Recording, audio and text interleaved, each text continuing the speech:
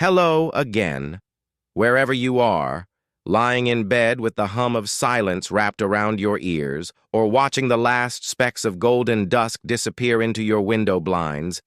Let your mind soften. Let the ceiling dissolve. Let the walls lose their edges. Let the world outside your skin begin to flicker, not vanish, but bend, fade, recompose, like fog learning how to become rain. Because tonight, we'll explore a truth you've always suspected but never dared to name.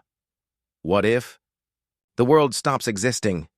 When you stop looking, your room feels like it's still there, right behind you, right now, even when you turn off the lights, even when your eyes are closed, even when you leave. You don't see it. You just assume it remains. The chair, the mirror, the lamp with the chipped corner, the air itself, still heavy with the scent of laundry and dust. You never doubt it. Not really. But isn't that strange? You've never seen your room while it wasn't being seen. You've never stood inside the kitchen and watched the bathroom exist at the same time.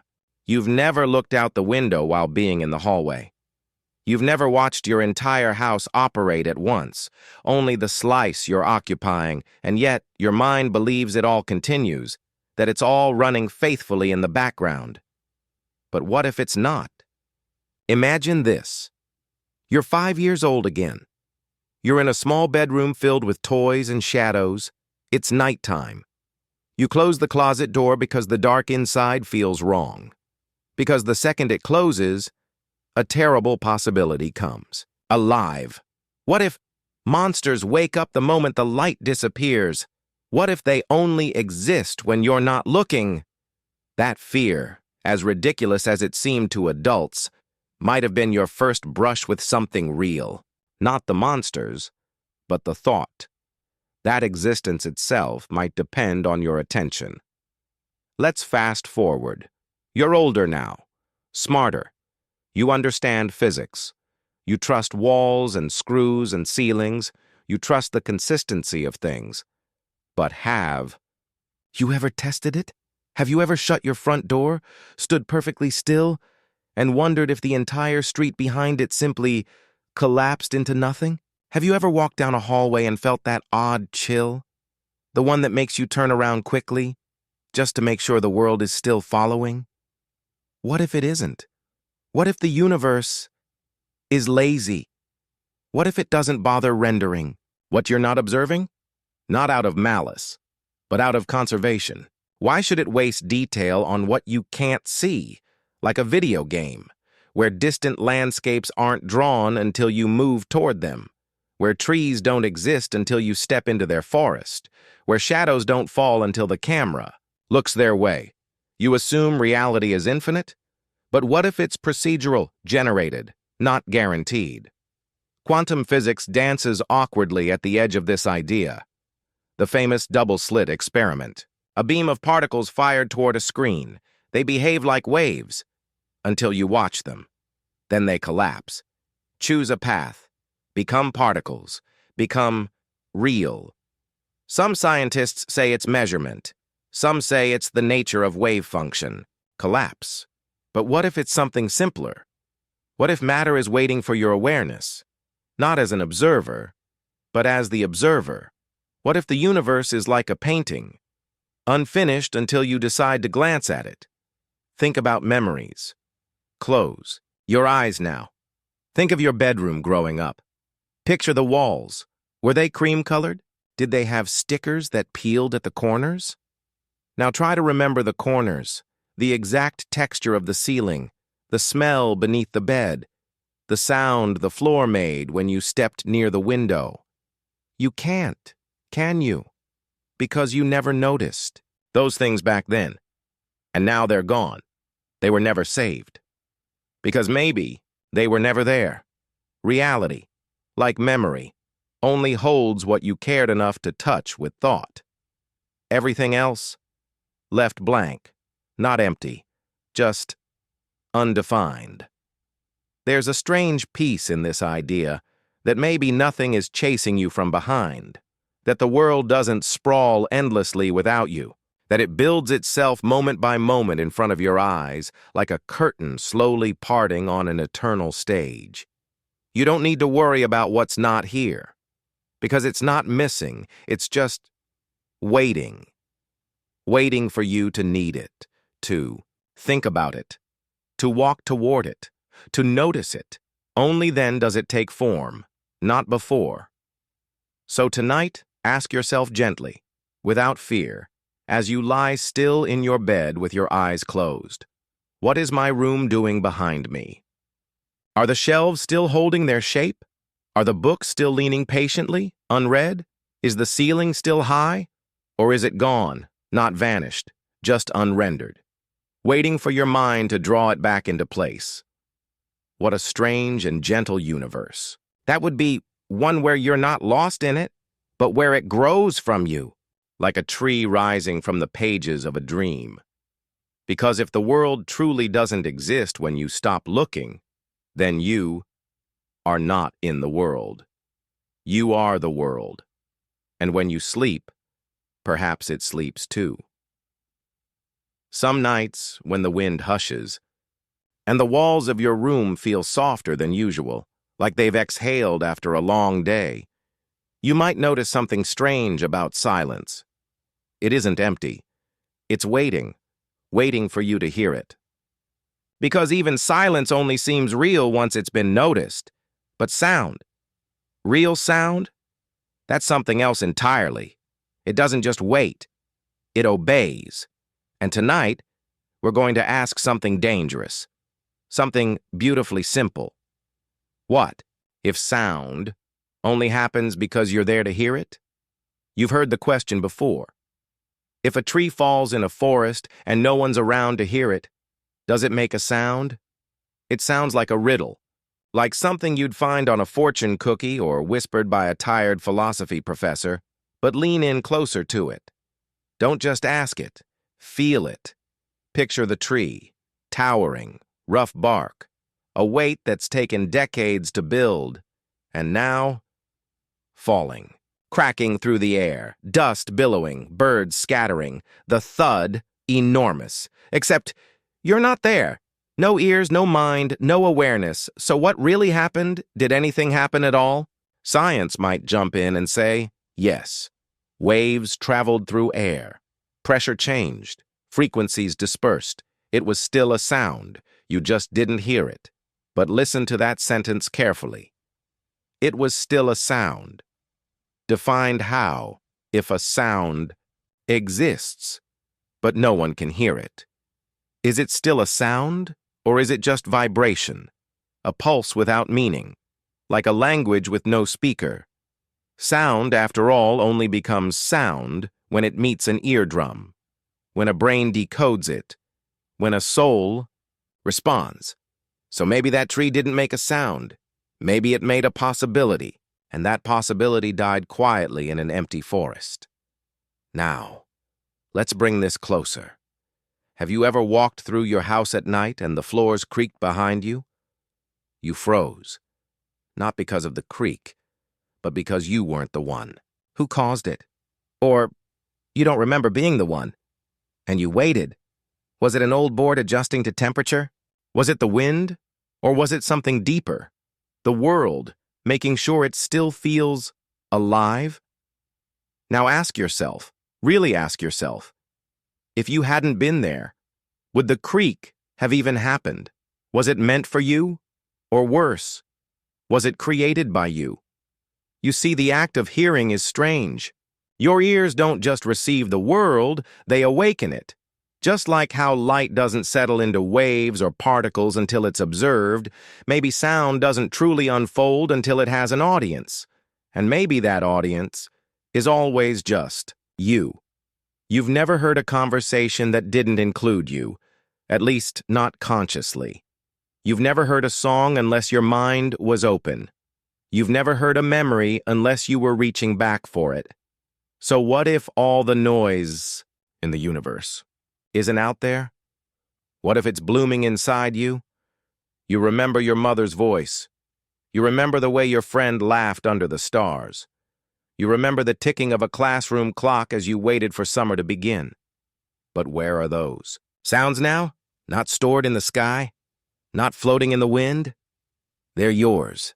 Not just yours. They may only ever have been because you were there.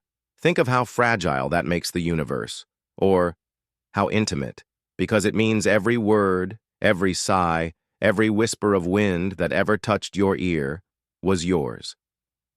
Not stolen, not borrowed, yours, born and gone in the same breath. Have you ever played an old cassette tape, heard the static, the warping of music that once mattered to someone, maybe not you? That music still exists, technically, but it's warped, distorted, like a dream being remembered by someone else. Now think of your own past.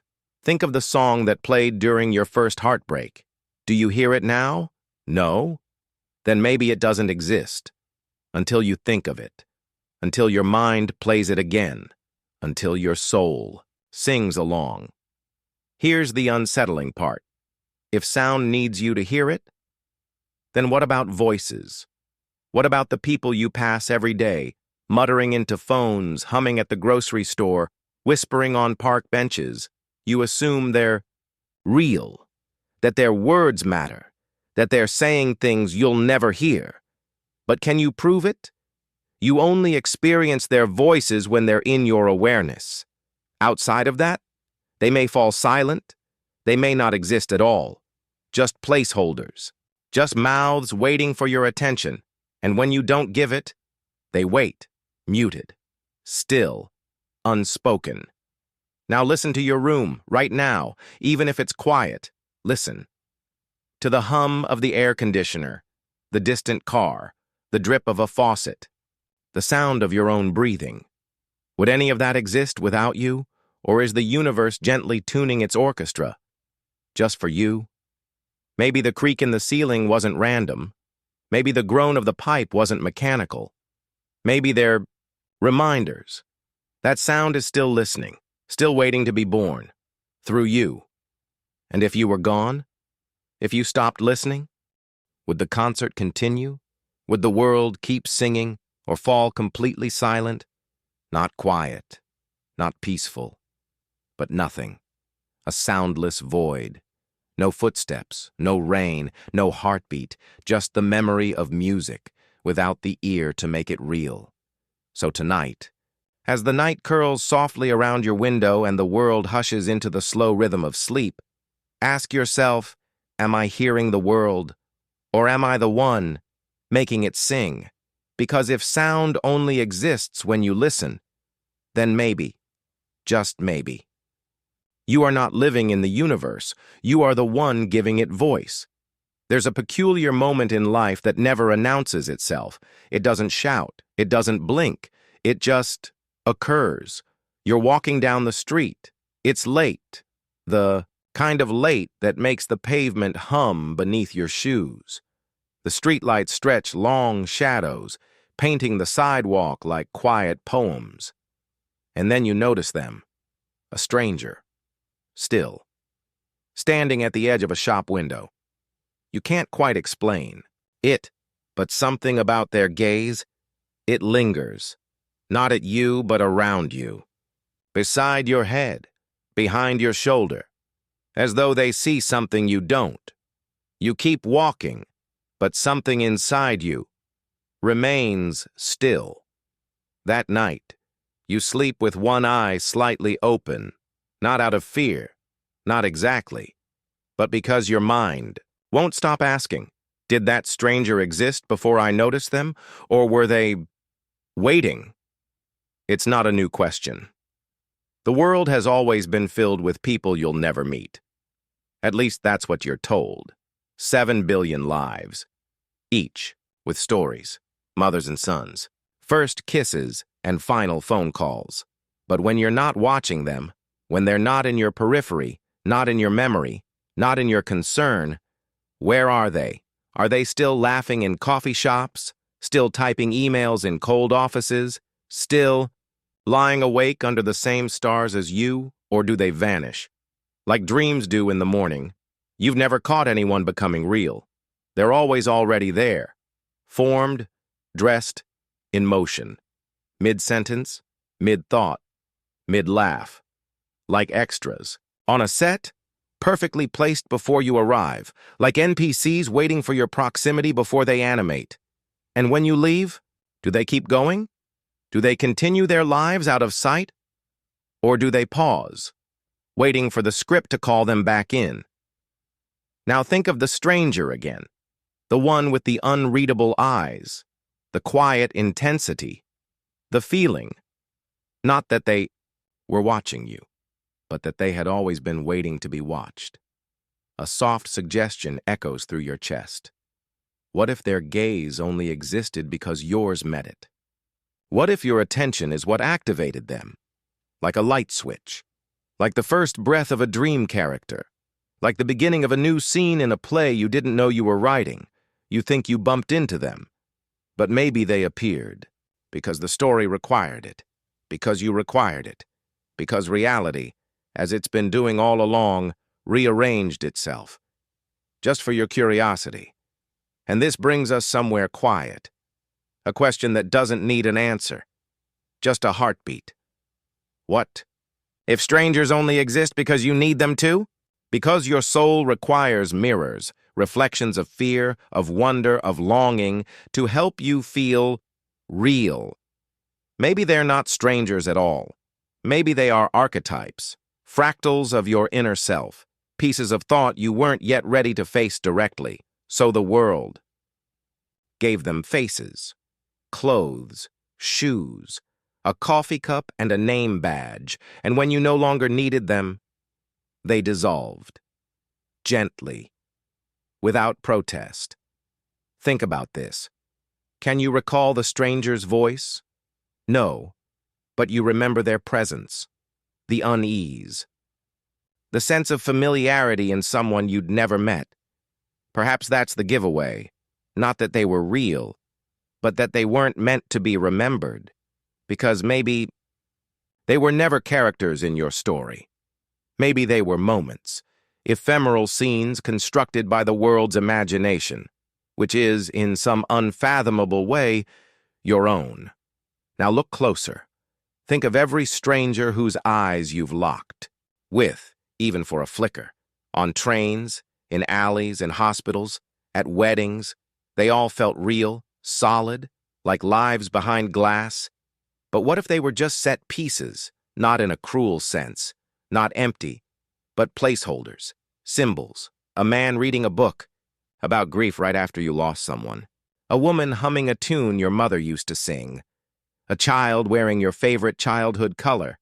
What if the universe paints these people not to deceive, but to soothe, to say, I see you, I remember with you. You are not alone, even when you are the only one watching. And maybe that's the truth. Maybe you are the only real thing. But that doesn't make the world hollow. It makes it personal, intimate. You don't need 7 billion minds. You only need the right moment, the right glance, the right silence shared with a stranger you'll never meet again. Because maybe that moment was the entire purpose of their existence, and once they fulfilled it, they were gone. So next time you see a stranger, next time someone's eyes catch yours with impossible timing, pause, not out of fear, but out of awe. Because you might be looking at something the universe made just for that second, just for that breath, just for you. And when you blink, they'll be gone, like mist, like dreams, like the echo of a life that was only ever meant to be looked at. Once. Have you ever noticed how doors only feel real when you need them? Think about it. You could walk past the same doorway 100 times, barely glance at it, hardly register the curve of the frame, the cool metal of the handle, the subtle creak of its hinge. And then, the moment you need an escape, suddenly, it's there. Not just physically, but present. Like it was waiting for the right question before it became an answer. Tonight, we open that door. Not literally, but gently. Asking, what if doors don't exist? Until you decide to leave? Picture your childhood home. The way the hallway darkened in the evening. The way the back door always slammed just a bit too loudly when the wind picked up. It was just a door. Until the night you ran through it. Until the moment you whispered to yourself, "I have to get out of here." And in that instant, it wasn't wood. It wasn't hinges. It wasn't architecture. It was possibility. It was agency, freedom, a way forward, or a way out. And it had never been so real. Now slow that idea down. Turn it over like a stone in your palm. What if doors, all doors, are not just openings between places, but agreements between you and reality? What if they only appear when you're ready? Not physically. They were always physically there, but existentially, narratively, spiritually. What if the door doesn't become the door until your mind marks it as such? A threshold, a decision, a before and after point in the map of your life. There's a strange quality to moments of change. They're almost cinematic. Everything sharpens. The colors feel deeper. Sounds become deliberate. And somewhere in the corner of the room, a door appears. Not magically, but purposefully. You might say, no. That door was always there. But if you'd never turned to look, if you'd never needed a way out, would it have mattered? Would it have existed in any real way, or was it just potential? Floating, dormant, unrealized. Think of the places you've walked away from. A job, a relationship, a town. There was always a door involved, sometimes literal, sometimes not. A breakup text, a plane ticket, a resignation letter. Each one, a door. Each one, a portal between the version of you who stayed and the one who chose to step forward. Now tell me, was the door real before you made the choice, or did the choice summon the door? There's a word in ancient philosophy, limen. It means threshold. A liminal space is the in-between, not where you were, not where you're going, but the doorway. And liminal spaces have a strange energy. Empty parking lots, abandoned hallways, midnight train stations. They feel almost fake, dreamlike, like reality has thinned around the edges. That's because you're not meant to stay there. The doorway isn't home. It's a hinge, a whisper, a waiting. It only becomes part of your story when you move through it. Now ask yourself, what doors are around you right now? Unchosen. What possibilities are curled like shadows behind your daily routine? Maybe they don't feel real yet, because you haven't needed them. But the second you do, the second your soul leans toward go, they will shimmer into existence. The phone call you've been afraid to make, the idea you've been afraid to start, the conversation you keep rehearsing in your head. They're not real doors yet, but they could be. And here's the gentle truth. The universe may not hand you a map, but it always gives you a door. The moment you ask for one, you don't have to see the whole path. You don't have to know where it leads. Just ask. What needs to end? What needs to begin? Then look up. The handle is there. The air changes. The threshold waits. Not because it was always meant for you, but because you're finally ready to walk through it. So tonight, as the soft darkness surrounds your body and the stillness hums against your skin, ask yourself, what doors have I been pretending don't exist? Which ones have I feared, and which ones have I outgrown? Because once you name them, you'll see them, and once you see them, you'll realize they were never locked. They were just waiting for your touch, waiting for your courage, waiting to become real. There's a strange moment in every mirror, a breath between blinks, a space so small you've never caught it, but wide enough for reality to shift. It's the moment you look away, when your eyes leave your own reflection, even for just a second. What does the image do? You've never seen it happen, and yet it haunts you. The idea that something behind the glass might wait, might change, might move when you're not watching, not violently, not with horror, but gently, like a tired actor, stepping out of character the moment the audience looks down. You've stared at mirrors your whole life, morning rituals, bathroom glances, moments of self-doubt and vanity and contemplation. You trust them. They give back exactly what you give them. A mimicry, a reversed puppet show. But let me ask you something. Do you know your reflection? Really? Or do you only know what it chooses to show? Have you ever tried this? Stare at yourself, not just a glance, but really stare. Past the skin, past the expression, past the trained performance of your own face. Keep looking. Don't blink. Soon your mind will start to blur the image. You'll see the uncanny, the not quite right version of you. The way the pupils seem too still. The way the smile doesn't feel entirely yours. The delay in the twitch of your eyebrow. And then you look away. You break the spell, and the moment's gone. But in that quiet heartbeat, in that microscopic blink of the universe, what if your reflection did something else? Not a trick, not a jump scare, something smaller.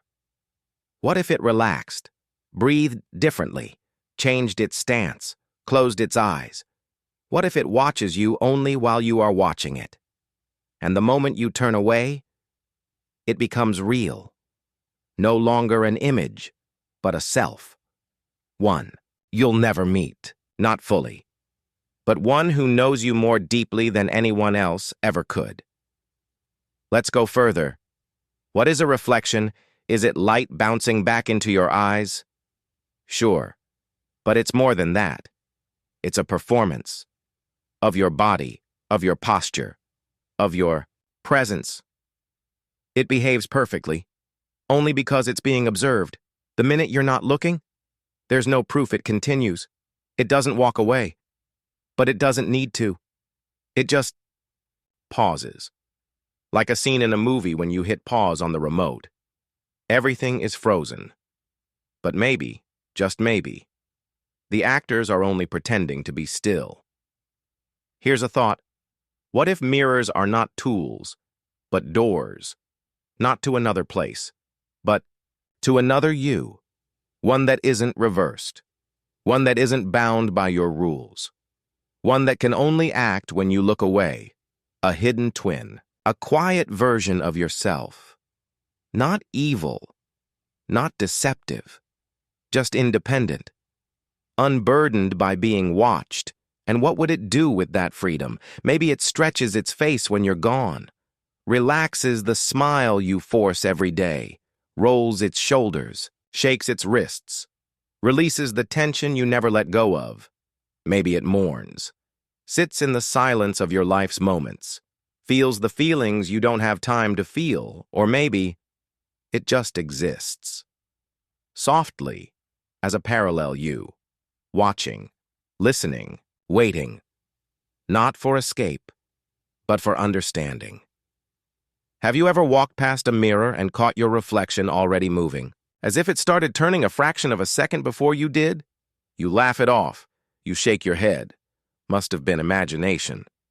But maybe it wasn't. Maybe your reflection's timing glitched. Maybe the performance hiccuped. Maybe it forgot. You were watching. And in that sliver of a moment, you saw something real. The realer you. The not watching you back. The being behind the being. In ancient myth, mirrors were seen as portals, not just to other worlds, but to the soul. In some cultures, mirrors were covered when someone died, because it was believed that the soul could get trapped in the reflection. Now think about that. If you spend your life staring into mirrors, seeking validation, grooming, identity, truth, aren't you in a way entrusting your soul to something that only mimics you? What if mirrors don't reflect reality so much as they shape it?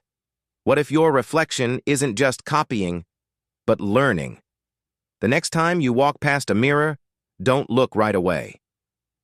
Pause. Let it sit there, untouched. Then glance. Quickly. Catch it off guard. You won't see anything strange. Nothing unusual, but you might feel it. That pulse, that invisible breath, that sense that something is alive just beyond the glass. Not malicious, just curious. Just you, but not. So tonight, before you fall asleep, if you pass by a mirror, or if there's one across the room watching silently, don't be afraid.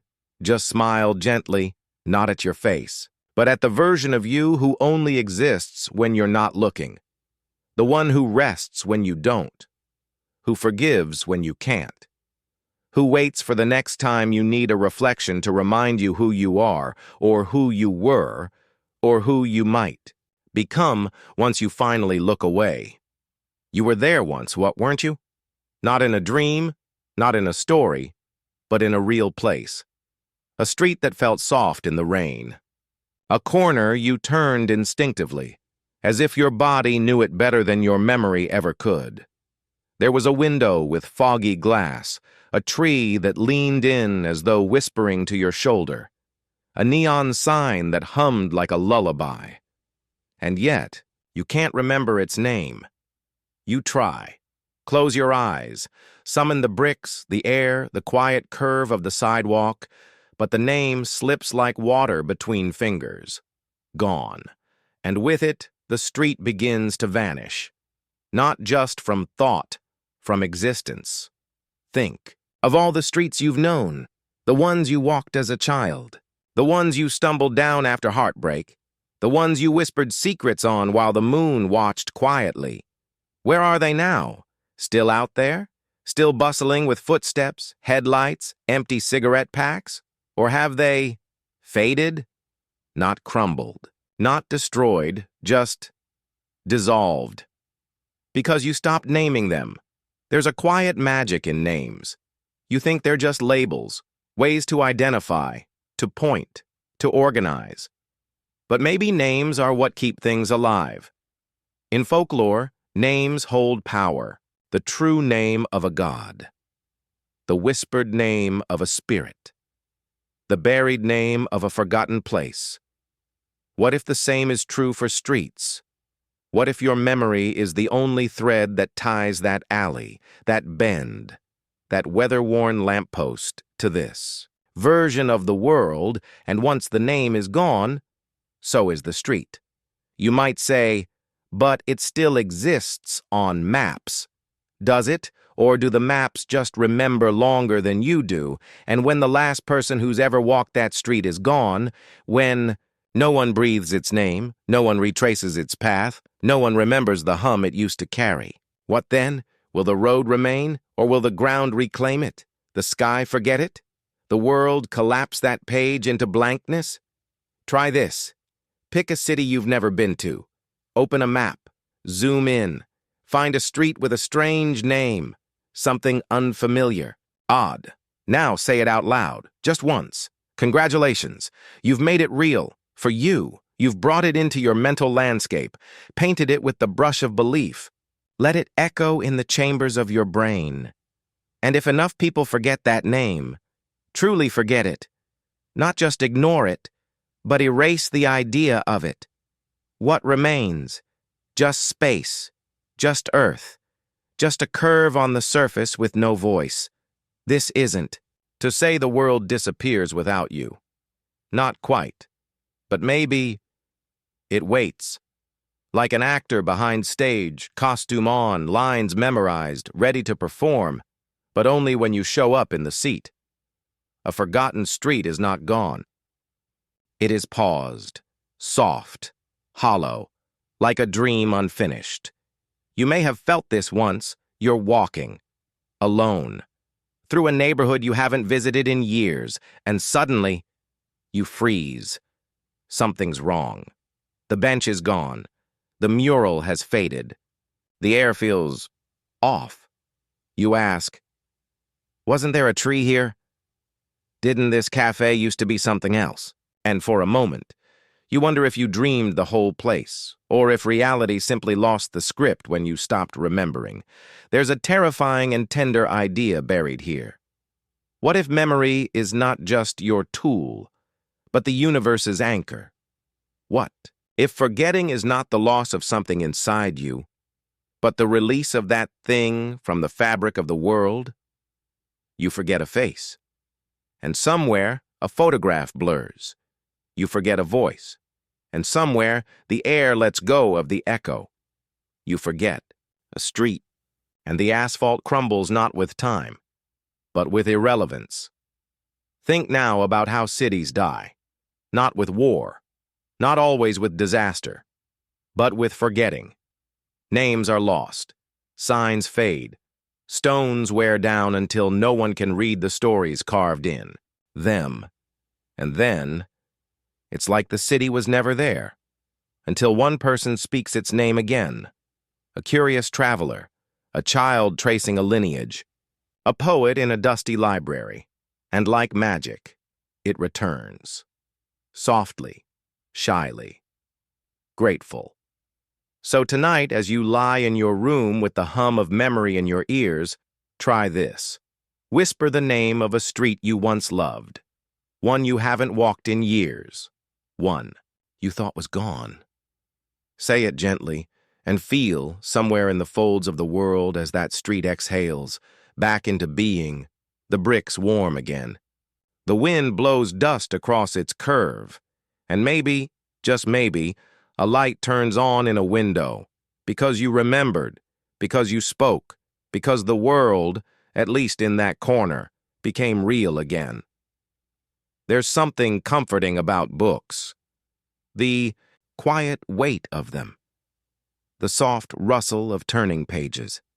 The way your thumb pauses before flipping, as if giving the words a chance to finish breathing.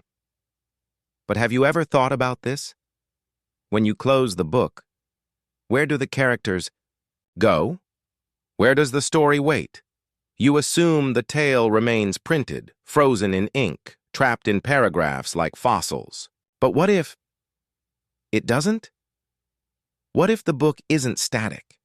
What if it only lives when you return to it? What if it needs you, your attention, your gaze, to become real? And when you look away, the story rewrites itself. Think about it. You read a passage once, years ago. It made your chest ache. You swore you'd never forget it, but you return to that page today and somehow it feels different. Not just emotionally, structurally, as if a comma moved, as if a sentence whispered something it didn't last time, as if the story itself adjusted. You chalk it up to memory. You say, I must have read it differently back then. But what if that's not it? What if the story isn't fixed? What if each time you read it, it molds itself around your mind, becoming not what it always was, but what you are now? You've never seen a book writing itself. That would be absurd. Pages don't type themselves. Letters don't crawl across paper. But maybe it's subtler than that. Maybe the words shift only in meaning, not in form, like water taking the shape of its container, like clouds bending to match the sky behind them. Maybe the book remains, but the story changes, because the reader changes, because you change. Have you ever reread a childhood favorite, something that once felt warm and innocent and safe? Now, the tone feels darker. The characters feel flawed. The world is heavier. But the book hasn't changed. You have, or maybe it has. In quiet ways. Invisible edits. Reality adjusting beneath your fingertips as you turn each page. You see, stories are not things you consume. They are things that unfold in the presence of attention, like a shy animal, stepping out of the brush only when you look gently. Now here's the question that keeps poets awake at night. If a book exists on a shelf, never opened, never glanced at, never touched, does the story still exist, or is it a sleeping spell? A script waiting for the stage lights of your mind? You might say, it's printed. Of course it's there. But is it? What if the ink only holds potential, not presence? What if stories are not fixed containers but dynamic events?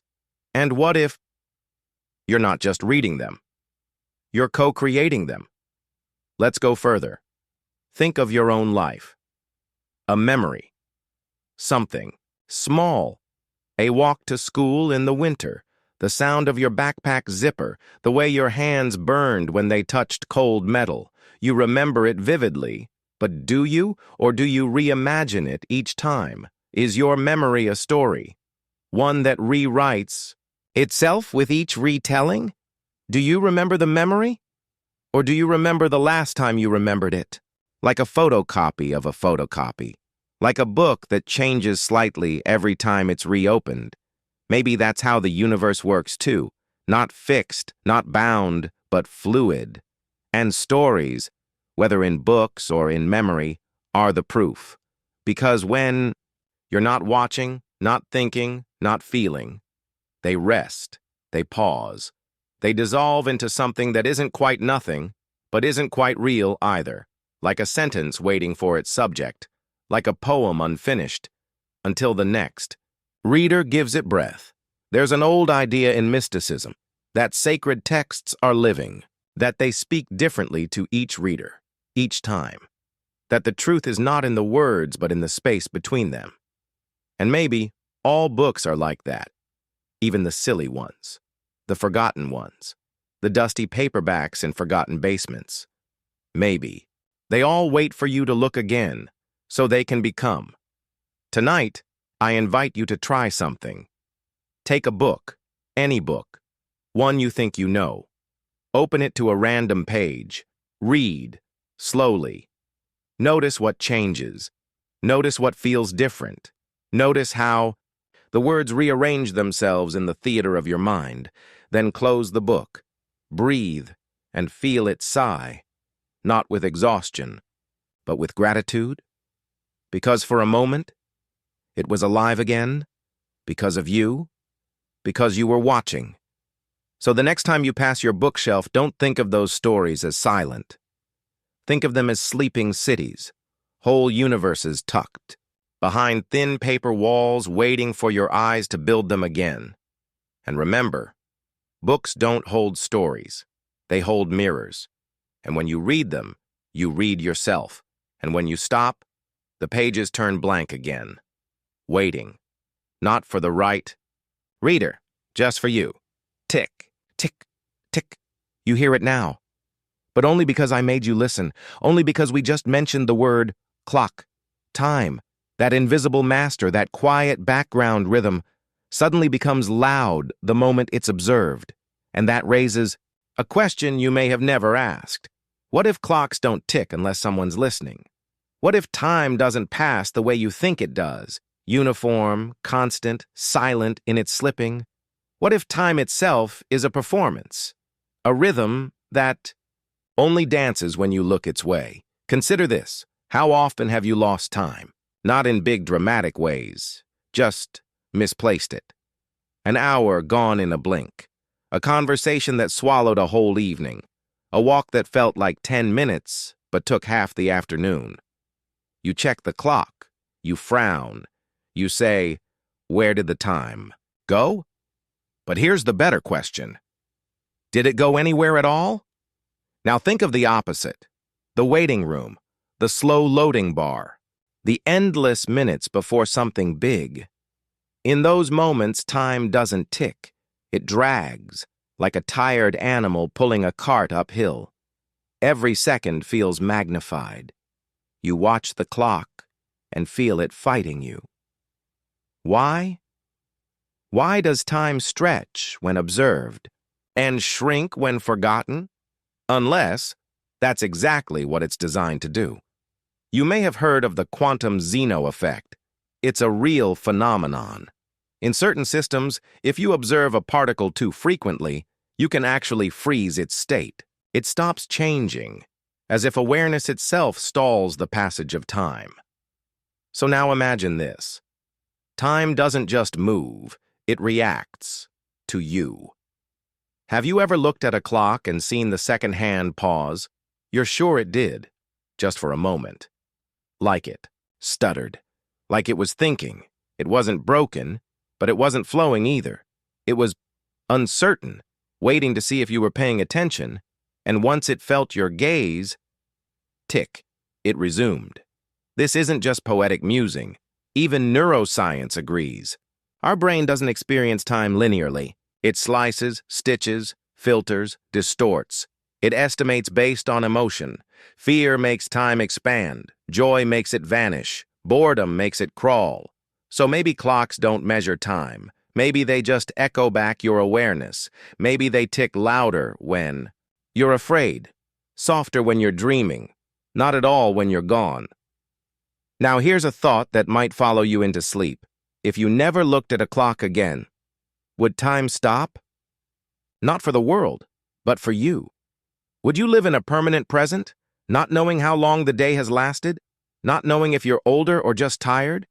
Would you dissolve into now forever? And if so, would you finally be free? Think of those dreamlike moments when time disappears, standing in the ocean, staring out of a train window, lying under a ceiling fan in midsummer stillness. You're not counting. You're not waiting. You just are. No ticking, no urgency, just breath and presence, and maybe that's the real shape of time. Not a line, not a circle, but a mirror reflecting exactly what you bring to it. So tonight, as you lie in bed, notice how the silence holds something heavy. It isn't empty. It's filled with potential time, unmeasured, unspent. The clock on your wall, it's still ticking, but is it? Or is it just waiting for you to ask the question again, waiting for your gaze to wake it, to give it permission to move? Tick, tick, tick. Or maybe it never moved at all. Maybe you've been still this whole time, and the world just keeps rearranging itself to make you believe in seconds, in minutes, in aging, in endings. Maybe you aren't running out of time. Maybe time is running out of you. You didn't expect them to know your name. You didn't expect their eyes to pause on your face like they'd just found a lost photograph in the middle of a wildfire. It happened so subtly, in a grocery aisle, on a subway platform, in the hush between two airport announcements. A stranger, but not quite. Something in their body goes still, like memory just crash-landed behind their eyes. And then they smile, not politely, but with the familiarity of someone who used to sit beside you in the dark before the world had walls. You smile back, nervously, confused, a polite flicker of the mouth. But inside, something trembles, a sense, a scent, a sensation you can't name, as if something ancient just brushed past your shoulder on its way out of the room. They don't say anything, at least not at first, but their eyes do. They say, "I remember you. We used to exist together, somewhere, and the part of you that still dreams in languages without words responds in kind." It's easy to dismiss these moments. Coincidence, déjà vu, faces that look like others you've known. But let's step sideways for a second. Let's ask the dangerous question. What if they actually do remember you, but not from this life, not from this stretch of time, this loop, this particular spin of the wheel, but from another, a thread that unraveled differently, a lifetime, lost in the folds between moments, one you don't recall. But they do. Have you ever had a dream that felt too real? One with faces you didn't recognize, yet loved. People you woke up missing. Stories you felt you'd abandoned. Jokes you can't retell because you don't remember the language they were told in. What if that wasn't a dream? What if it was memory leaking sideways? What if that stranger was part of that world, and now, by some delicate crack in the veil, they've found you again? We assume life is linear. One birth, one death, one story. But even physics doesn't agree. Some theories suggest time is not a river. It's a field, a landscape, all moments existing simultaneously, like stars we haven't turned our telescopes toward yet. So what if lives aren't singular? What if you've been here before? Not just metaphorically, not just spiritually, literally. Same soul, different choices, different outcomes, different you. And sometimes someone else remembers. Maybe you were lovers once, or enemies, or siblings, separated by some choice one of you never made. Maybe you only knew each other in the space between two dreams, in the breath between this universe and the next, and now they're here, in front of you, looking at you like you're the answer to a question they forgot how to ask. You don't speak, because what is there to say? Everything that needs saying already happened, just not here. There's a weight to that kind of recognition. It lingers. Long after you walk away, you'll still feel their eyes on the back of your thoughts. You'll wonder if you should have stopped, said something, asked, "Do I know you?" But the truth is, you do. Just not in a way this world will let you explain. Sometimes memory doesn't belong to the brain. It belongs to the soul. And the soul remembers things the body has never touched. The soul carries echoes, imprints, scars that don't show up on skin. The soul remembers falling asleep beside a laugh you haven't heard in this life. It remembers cities you've never visited but still miss. It remembers people, and sometimes those people walk right past you at 3:17 p.m. on a Tuesday afternoon. And for one heartbeat, you are more than this version of yourself. You are all yourselves, stacked, layered, bleeding through. The strangest part? They remember you too, but only a piece, a shadow, a warmth in the palm, a rhythm in the breath. They don't chase you. They don't call out, because somewhere they understand that this moment, this flicker, is all that's allowed, a glitch in the dream, a kindness from the universe, a chance to look into the eyes of someone you once called home. You believe your thoughts are yours, private, contained, generated from within, but what if they're not? What if not all your thoughts are born inside your skull? What if some arrive unannounced, from elsewhere? A breeze through an open window, a knock that doesn't wait for permission.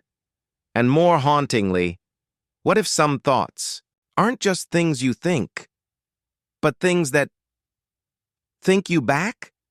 It sounds strange at first, absurd even. How can a thought observe you but pause for a second? Think of a moment when you were entirely still, no phone, no sound, no motion, and suddenly, a thought appeared. Not something you summoned, not a problem you were solving, but a feeling, a sentence, a presence. Something like, "Someone is watching me," or "I forgot something important," or "What if none of this is real?" The kind of thought that doesn't feel like it's yours. It feels external, foreign, yet somehow familiar, as if you were being remembered by something you'd forgotten. Now ask this. Where do thoughts go when you're not thinking them? Do they disappear or do they wait? Circle. Linger in the corners of your mind, like quiet animals in the dark, ready to leap forward the moment attention turns their way, and when you think of them, are you the observer or the observed? There's an old mystical idea that the mind is not a container, but an antenna, that we don't generate thoughts, but tune into them, like songs on invisible frequencies, like clouds drifting through mental skies. Some you reach for, some drift by, but others notice you first. They arrive with a gravity, a presence, a weight that makes your chest feel strange, your pulse stumble, your breath tighten.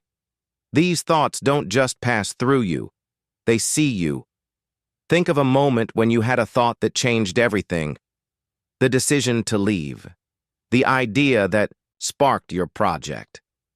The instant you knew someone wasn't coming back. Did you create those thoughts, Or did they arrive already whole, already formed? As if they had always been waiting for the right moment to step into your consciousness and become you, because that's the terrifying part. Some thoughts don't just live inside you. They use you as their vehicle, as their mirror, as their speaker, as their proof. It's not that you're possessed, it's that you're porous.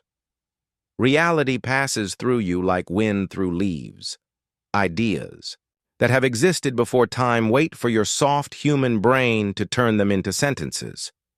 And some of those ideas, those ancient thoughts, recognize you, because you are the pattern they've been looking for. The exact set of memories, fears, hopes, and chemistry that makes you the perfect home for that idea to live in. And once it settles in, it changes you, forever. This is why some thoughts won't leave. No matter how many distractions you pile on, no matter how much noise you fill the air with, they return. Not because you keep thinking them, but because they keep thinking you. They are recursive. They loop, they live, and they've made a nest inside your skull because something about you resonated with them. There are thoughts you didn't choose, but that shaped you anyway. Thoughts you don't remember inviting in, but that rearranged the furniture of your soul. You've carried beliefs like stones in your pockets, never questioning where they came from, only feeling the weight. And if you trace them back, you find no source, no origin, just a whisper, a flicker, a shadow across your inner sky. And here's the strangest thing. You've likely been someone else's thought too, a person who thought of you randomly, felt you, dreamed of you. Not because they chose to, but because your shape entered their mind like a ghost knocking on glass. And in that moment, you were the visitor. You were the idea, thinking them back. So tonight, as you rest your head and feel the quiet arrive, don't fear the strange thoughts that drift in. They may not belong to you, but they are curious. They are old, and they are watching you with the same soft wonder you offer them, not to control you, not to haunt, just to exist with you for a little, while longer. Because in this strange, looping dream of life, some thoughts live on by thinking us back. Have you ever had this feeling? You're in a familiar room, maybe your bedroom, maybe your childhood kitchen, maybe a stranger's living room lit only by late evening light. You blink, you look away for a second, and when you look back, something is different. You don't know what, but the feeling is there, like someone moved the furniture half an inch, like the light changed color slightly, like the walls remembered something they weren't supposed to. It's the kind of feeling that wraps around your spine without touching you, the sense that the room just adjusted itself, while your eyes were closed. You laugh it off, of course. Lighting. Memory. Imagination. But what if it's not? What if the space around you is not a static box, but a responsive system, one that shifts, subtly, quietly, only when you're not looking? Not because it's hiding from you, but because it only knows how to be seen, and in the moments it isn't seen, it changes. Let's explore the idea. Every room you've ever been in exists in your memory as a snapshot, a frozen frame, a still life, but in reality, rooms breathe, they groan, they settle, they expand with heat and contract with cold. They carry your scent, they remember your footsteps, and maybe they learn you, and maybe they respond. Now think of this. Have you ever returned to a place after years away and been overwhelmed by how different it feels? Not just because you've changed, not just because the wallpaper's new, but because the room itself feels like it grew older, or younger, or stranger, as if it had been waiting in silence for you to open the door again, as if the room had been living its own quiet life without you. And now, it's trying to act normal. There's something almost quantum about this. In quantum physics, a particle exists in many states at once, until observed. Then it collapses into one. Maybe space is like that too. Maybe the moment you look at a room, it freezes into place, collapses into coherence, becomes itself. But when you look away, it expands. Again, explores alternate forms, slides into softness, rewrites the arrangement like a painter sketching new versions over and over on the same canvas. Imagine your bedroom now, the objects, the angles, the way light moves across the wall at night. Now close your eyes. Really, close them, and ask, is everything still where you left it, or did something shift? Not big things, just enough to make the world slightly more unfamiliar the next time you look, just enough to remind you that space is not a prison. It's a participant. There's something intimate about rooms. They see you at your worst, your most unfiltered. They absorb your energy like fabric holds scent, and maybe they adapt to you, or, more strangely, maybe they test you, like a maze that subtly changes based on your mood, a hallway that shortens when you're tired, a doorway that widens when you're afraid to leave, not dramatically, just enough to influence, just enough to nudge you. This is why some rooms feel comforting, and others feel hostile for no obvious reason, because they aren't neutral. They are aware, not in a haunted, spooky way, not in a possessed, cursed way, but in a way that says, I've noticed you, and in the dark, in the hush between blinks. They change because you do, and they want to match. Tonight, before you sleep, try this. Sit in your room. Lights low. Eyes closed. Listen. Feel. Notice the hum of the walls, the breath of the air, the quiet, shifting weight of space around you. And when you open your eyes again, ask yourself, what did the room become while I wasn't watching? What does it look like when I'm not here? What does it think I want it to be?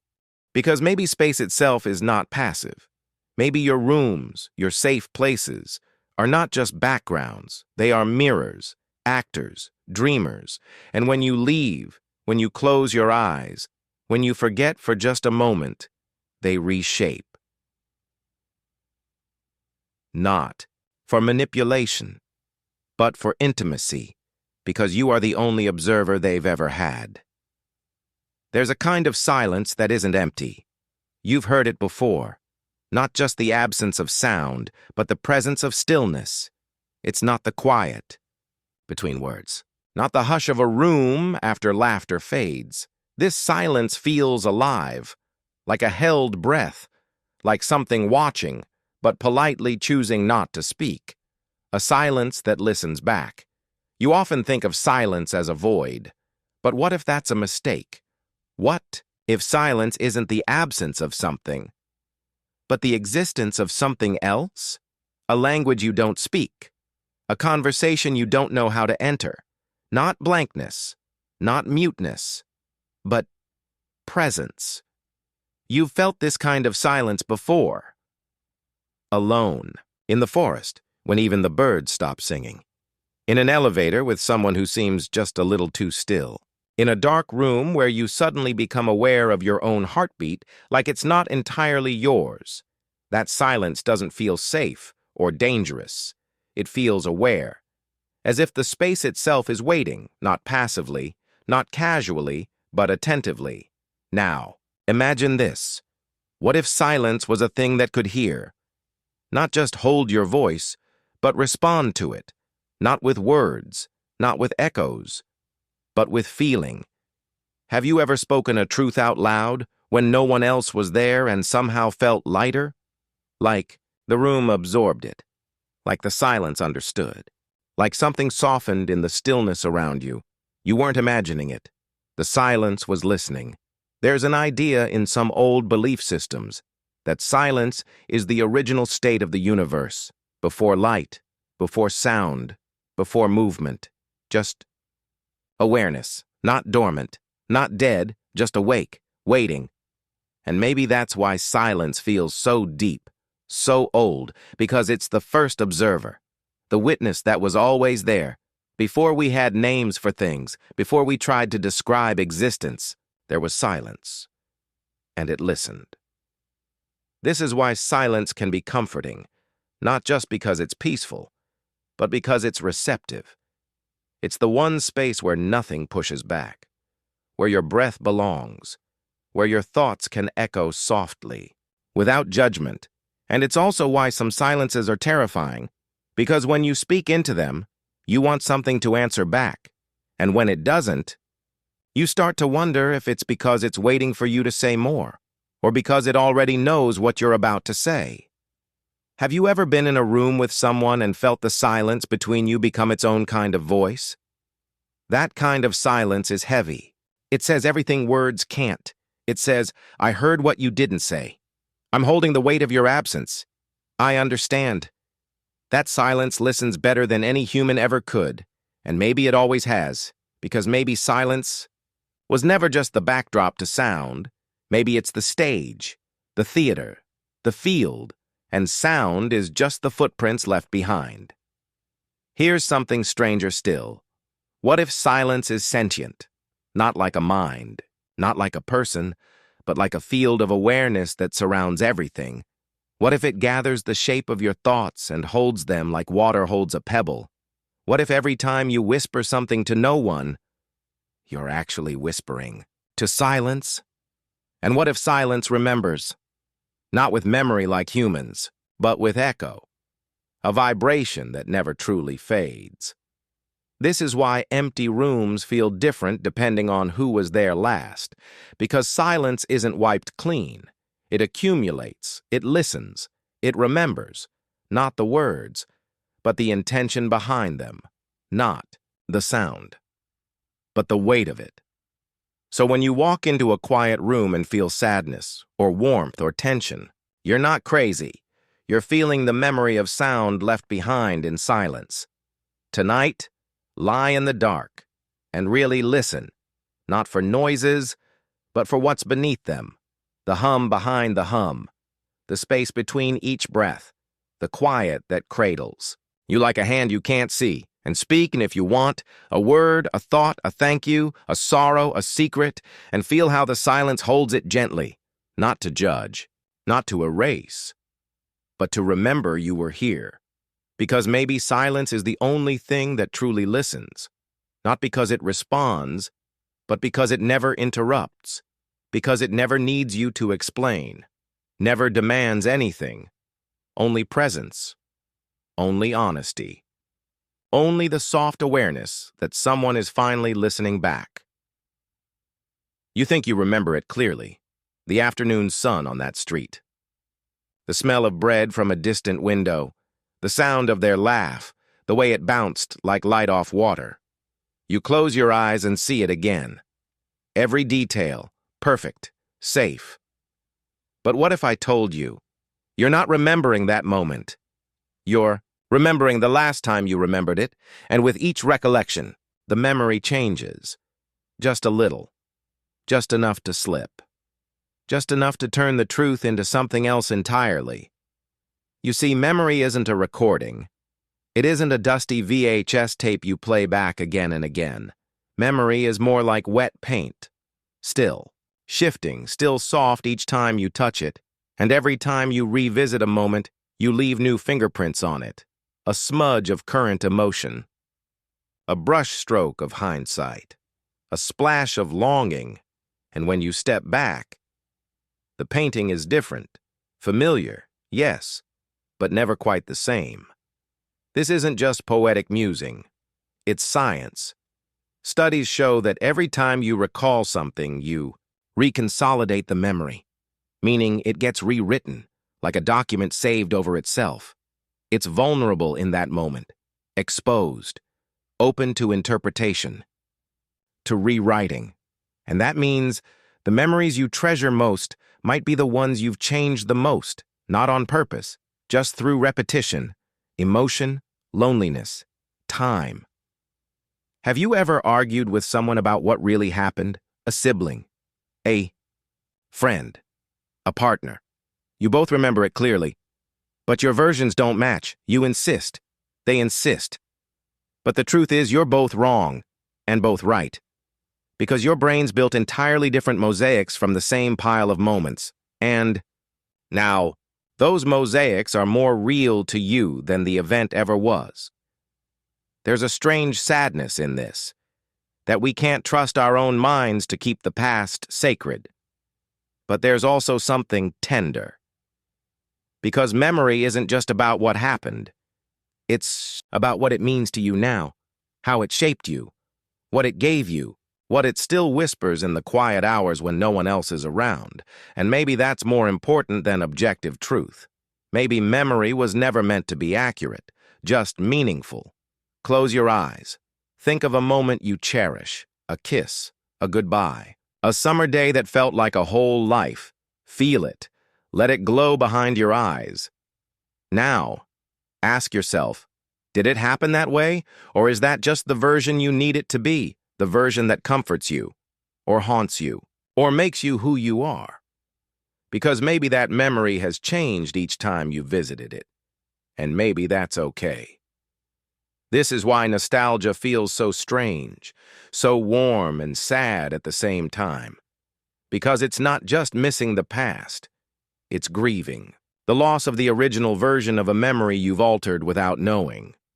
You miss something that might not have ever existed exactly that way, but you love it anyway, because it became real the moment you felt it, even if the edges blurred, with time.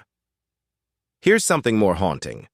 What if your identity is built on memories that have changed shape completely? What if the person you think you are, your beliefs, your fears, your hopes, are the result of edited memories? Rewritten, malleable. Personal myths you've unknowingly reshaped with each retelling. Then who are you really? A fixed person, or a story being revised endlessly in the echo of thought? But don't be afraid. This isn't about losing yourself. It's about realizing yourself. You're not a statue. You're a poem, retold differently by every future version of you. You are the observer and the creator, the storyteller and the listener. Each memory is a thread. Each recollection, a reweaving. And the tapestry that results? It's uniquely yours, not because it's perfectly preserved, but because it was loved enough to be remembered at all. So tonight, when a memory visits you, be gentle. Hold it like a snowflake. Admire it. But don't try to preserve it forever, because it's changing even as you look, and that's what makes it alive.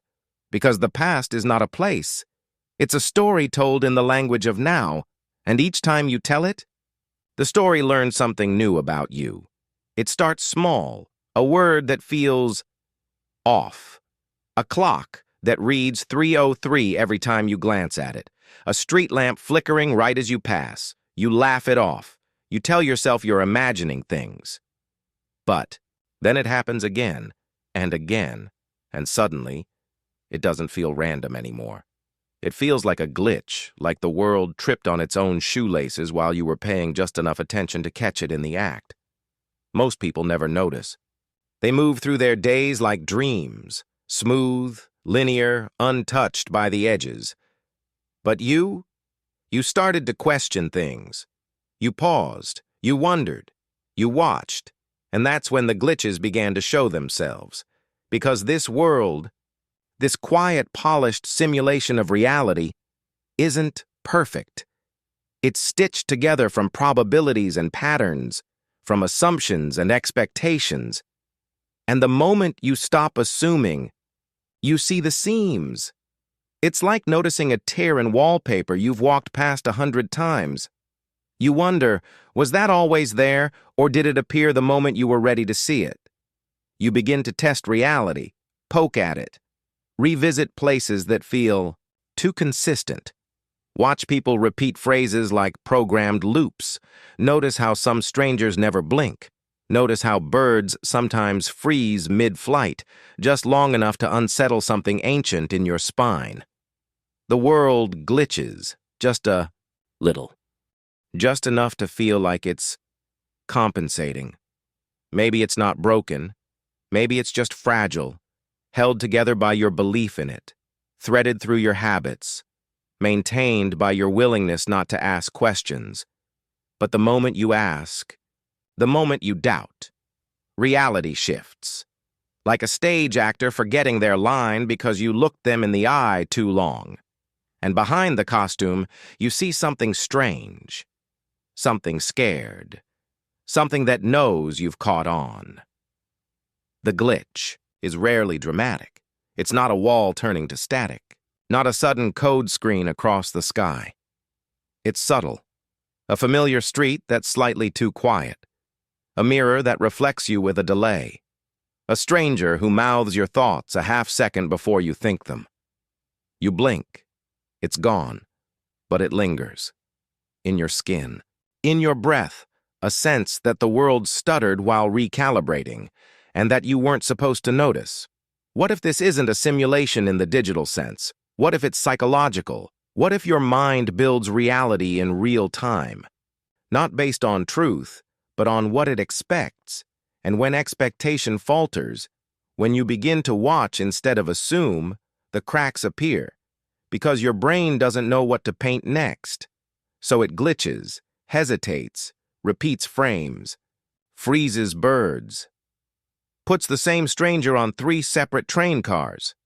It's not malfunctioning, it's adapting. And maybe the world you experience isn't built for consistency, but for comfort. And when comfort fades, when you begin to observe the world like a dream you're trying to wake from, the deeper layer shows. The one beneath logic, beneath language. A version of reality held together by your attention like a magician's illusion, and every time you turn away, it rearranges itself just enough to seem normal again. Some people call it derealization. Others call it awakening. Some just say, I'm tired. But whatever name you give it, you felt it. The moment you realize the world is less stable than you thought, the moment you sense that time doesn't flow, it loops, that people don't change, they reboot, that reality doesn't move, it flexes, not to trick you, but to follow you, to match your awareness like water fills a cup. And now that you've noticed, you can't go back. The world still works, the coffee still brews, the sun still sets. But something is different now. You're watching. And the more you watch, the more it responds. Little patterns, little missteps, a skipped beat in your playlist, a repeated page in your book, a dog barking at nothing in perfect rhythm with your breath. It's not proof, but it's enough. Enough to know that something behind the curtain has started to watch you back. Don't be afraid of the glitch. It's not an error. It's an invitation. To see more, to feel deeper, to become aware of just how strange and beautiful and alive this dream has always been. Because once the illusion shivers, you're not trapped anymore. You're awake. You look up at the stars and you feel small. They're always there, right? Fixed, distant, eternal. But here's a question you've never dared ask out loud. What if they only exist? Because you're looking at them, and the moment you turn away, the moment your eyes close, your attention fades, they vanish. Not explode, not drift, just cease. Like a dream that forgets itself the second you stop dreaming. It sounds ridiculous, doesn't it? Of course, the stars are still there. Of course, the world keeps spinning whether or not you're awake. But what if you've misunderstood what the universe is? What if it's not a stage? What if it's a mirror, and without you, without the witness, it has no reason to reflect anything at all? Quantum physics flirts with this idea. There are particles that don't settle into a defined state until they're observed, until something watches, until a gaze falls upon them and collapses the infinite possibilities into one. Until then, they remain undefined, neither here nor there, neither particle nor wave, like the universe holding its breath until someone enters the room. And then, only then, does it begin. Now apply that idea to everything. The room you left a moment ago, the clouds above your building, The mountains you visited once in a childhood summer you barely remember. Are they still there, or are they waiting, in soft suspension, for you to return? Waiting for your eyes to sketch them back into form. For your feet to carve their paths back into the soil, for your attention to wake them? You've probably never thought of yourself as powerful, but what if your observation isn't passive? What if it's creative? What if every time you look, you build? Every time you remember, you resurrect? Every time you believe, you ignite that the world doesn't exist in spite of you, but because of you? Because you looked. Because you cared. Because you were curious, and in your curiosity, the universe arranged itself into something coherent. This isn't solipsism. It's not narcissism. It's not saying the world revolves around you. It's saying this: reality needs witnesses. Without them, it's just noise, just potential, just static behind the veil. But with them, with you, it becomes poetry, symmetry, color and meaning and motion. It becomes story. And you, quiet, thoughtful, dreaming you, are the only one who can read it. Now imagine this. You. Close your eyes tonight, and the room around you fades, not just into darkness, but into nothingness. No ceiling, no walls, no gravity, just stillness, until you open your eyes again and the world returns, instantly, precisely, like a loyal pet rushing to meet your gaze, as if it never left. But what if it did? What if everything you see races into place just in time to greet your looking? It explains a lot, doesn't it? Why some places feel different each time you visit. Why people change the moment you stop expecting them to. Why you can walk a road 1,000 times and still feel surprised by the shape of the trees on the 1,001st. Maybe they weren't there until you decided to walk again. So much of life is lived on autopilot, noticing without seeing, hearing without listening, existing without witnessing. But the moment you stop, the moment you become present, the moment you watch, everything awakens. The wind changes direction, the silence leans in, the world becomes vivid. Because now, finally, you're here. And the universe? It was waiting for you. So tonight, when you lie in bed and close your eyes, ask this. Where does the world go when I'm not looking? Where does the streetlight wait? Where do the stars rest? And does the moon still shine if I'm not there to notice? The answer? Maybe. But maybe not. Maybe the universe lives only as long as you do, and maybe that's not terrifying. Maybe that's beautiful. It could have been anything. A yes instead of a no. A phone call you didn't answer. A street you didn't cross. But somewhere, perhaps far in your past, you made a small choice, insignificant, forgettable. A moment so brief it never made it into your memory. And yet, it changed everything. The friends you have, the city you live in, the dreams you chase, even the way you smile in photographs. All of it, because of one invisible coin flip you never even saw happen. Most people assume their life is a map, a path. One thing leads to another. Cause leads to effect. Simple, predictable. But it's not like that. It's a spider web. A chaotic tangle of possibilities threaded together by accident. Or maybe something worse. By tiny, silent decisions you didn't even notice making. Imagine this. You're 8 years old standing in a grocery store. You tug your mother's sleeve and ask for the blue cereal box. She buys it. That cereal becomes your favorite. It's shaped like stars. It makes you feel safe. You grow older. You write a short story in 10th grade. A sci-fi piece about constellations. Your teacher says you're gifted. You start writing more. You skip parties. You stay in. You build a world inside your head instead of chasing one outside it. Years later, you publish your first novel. It's about memory, and space, and gravity, and the truth is, none of it would have happened if your 8-year-old self had picked the red box instead. That's how fragile it is. That's how accidental. The people who shaped you? Met because you took a different bus that day? The apartment you live in? Found because someone else canceled a tour 10 minutes before you arrived.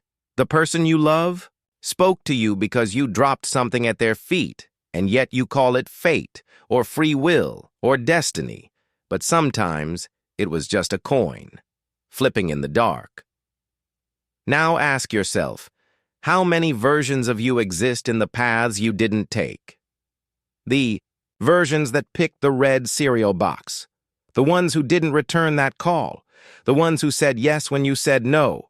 Where are they now? Are they happier? Are they lonelier? Are they still alive? Some people say every choice creates a new universe. That every time you decide something, reality forks into two. One where you turned left and one where you didn't. So maybe the real you is not singular.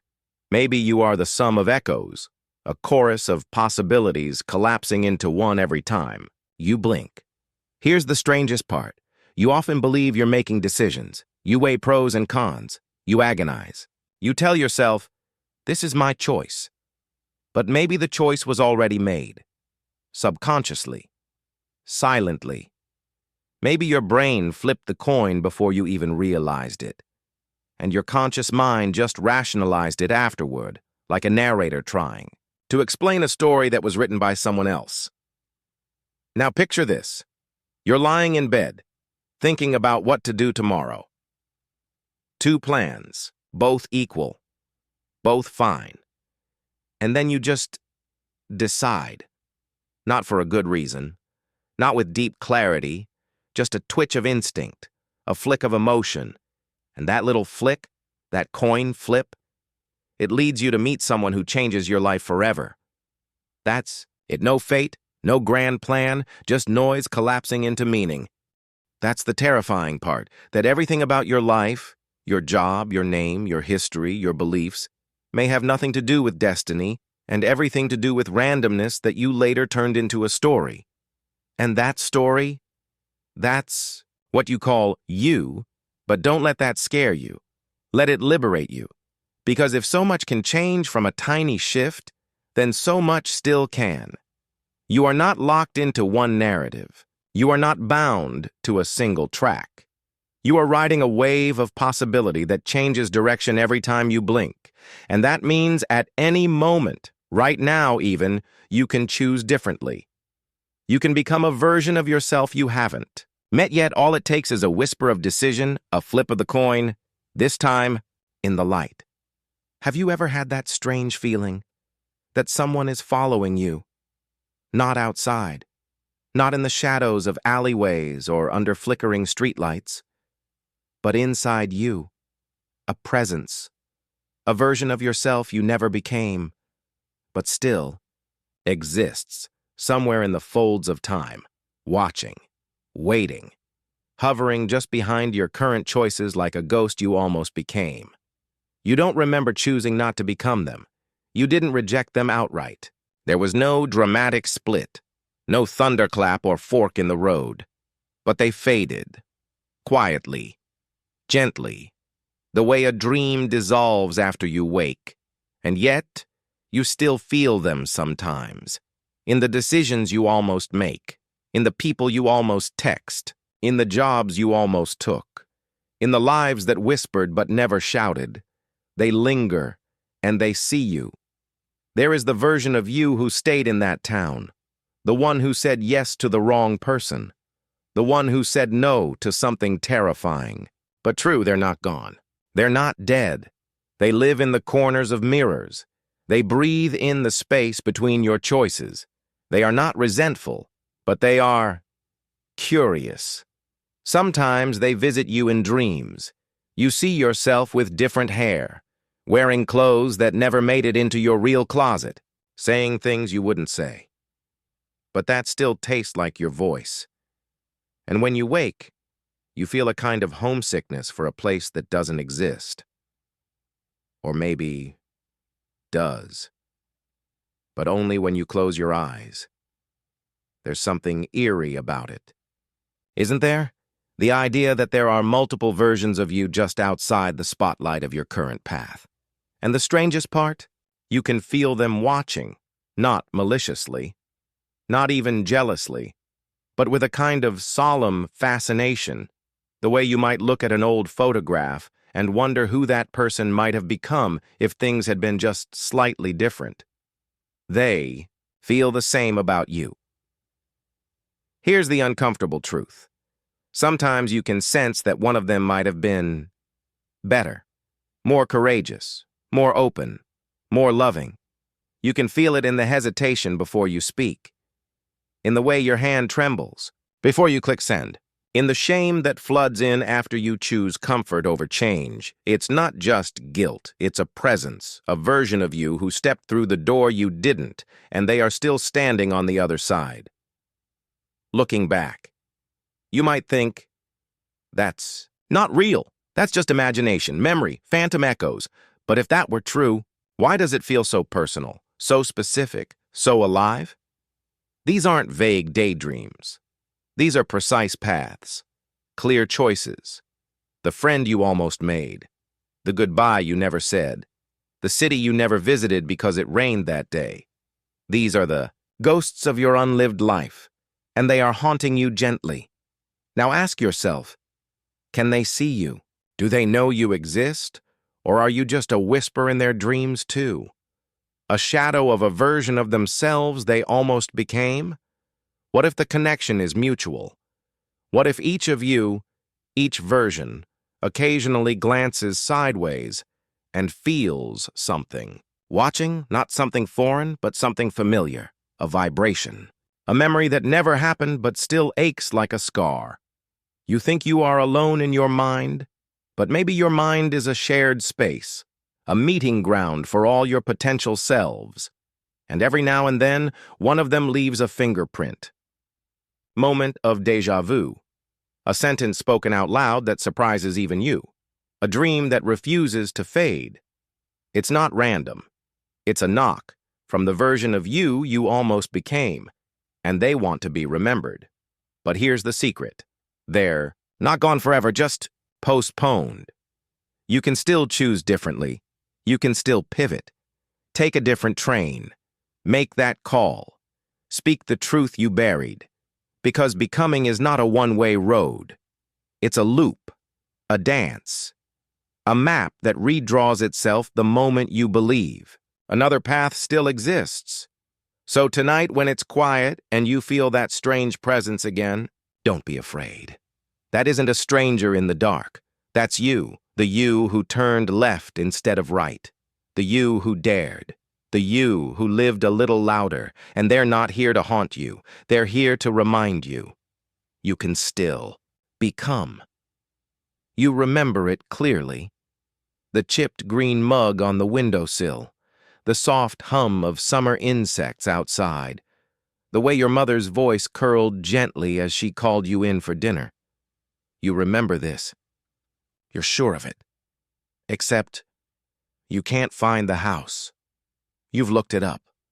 No photos, no address. No family member recalls that moment. No one else remembers the chipped green mug. Still, it feels real. More real than some days you actually lived. So where did it come from? There are memories inside you that are sharp, vivid, detailed, but untraceable. No timestamp, no witness, no proof. Just a sensation, a scene, a feeling so deep it tugs at your bones. These memories live in you, like roots, but you're not sure where they were planted, or if they were planted by you at all. Science calls them false memories, but that term is too clean because they don't feel false. They don't feel constructed. They feel like home, like nostalgia, for a life you almost remember. A childhood that might have been yours. A love that maybe happened in another version of the story. And when you close your eyes, you can still smell it, taste it, feel the sun of that particular day on your skin. Real memories don't always come that clearly, but these do, which is why you trust them and why they're dangerous. Here's what's terrifying. Your brain doesn't store memories like files in a cabinet.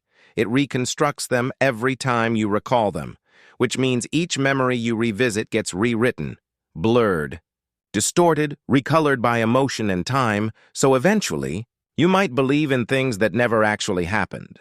Not because you lied, but because your brain believed the lie you needed. Now here's the haunting part. Sometimes these memories aren't even yours. They belong to others. Stories you heard as a child. Dreams you had at 3 a.m. A photograph you saw in a stranger's album. A sentence whispered by a grandparent when you were too young to understand. Your mind absorbed them, wove them into your tapestry, stitched them so tightly you can no longer tell what came from within and what came from the outside. And now they're yours. Except they're not. This is why people remember details from lives they never lived. Why some children describe past lives with eerie accuracy. Why twins separated at birth can share the same fears, the same dreams, the same impossible memories. Because memory might not be personal. It might be shared, like a language we forgot how to speak, but still carry in our mouths as song. Think of it like this. Your mind is a house. Most rooms are labeled. Photos hang where they should.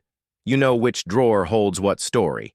But there's always a hallway you don't remember building, a door with no key, and behind it, memories. Not yours, but familiar. So familiar they start to feel like home. Sometimes you'll see something on the street, a smell, a tune, a phrase, and it unlocks a scene inside you that doesn't belong in your timeline. You pause, you feel a lump in your throat, maybe even tears, but you don't know why. Because that memory, that scene, that pain or joy or longing, it came from somewhere else, a stranger, a dream, a version of you that never existed, or one that lived 1,000 years ago, but your body held on to it as if it were truth. You've always believed your memories are what make you, you. But what if they're not? What if you're a collage, a shifting mosaic of half-remembered moments, borrowed stories, and emotional shadows from people you've never met?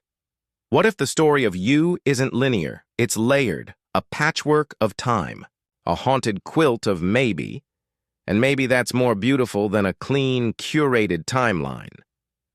Here's a final thought. You don't need a memory to be real for it to matter. If it shaped you, if it softened you, scared you, made you weep, or love or change, then it was real. Because you made it real.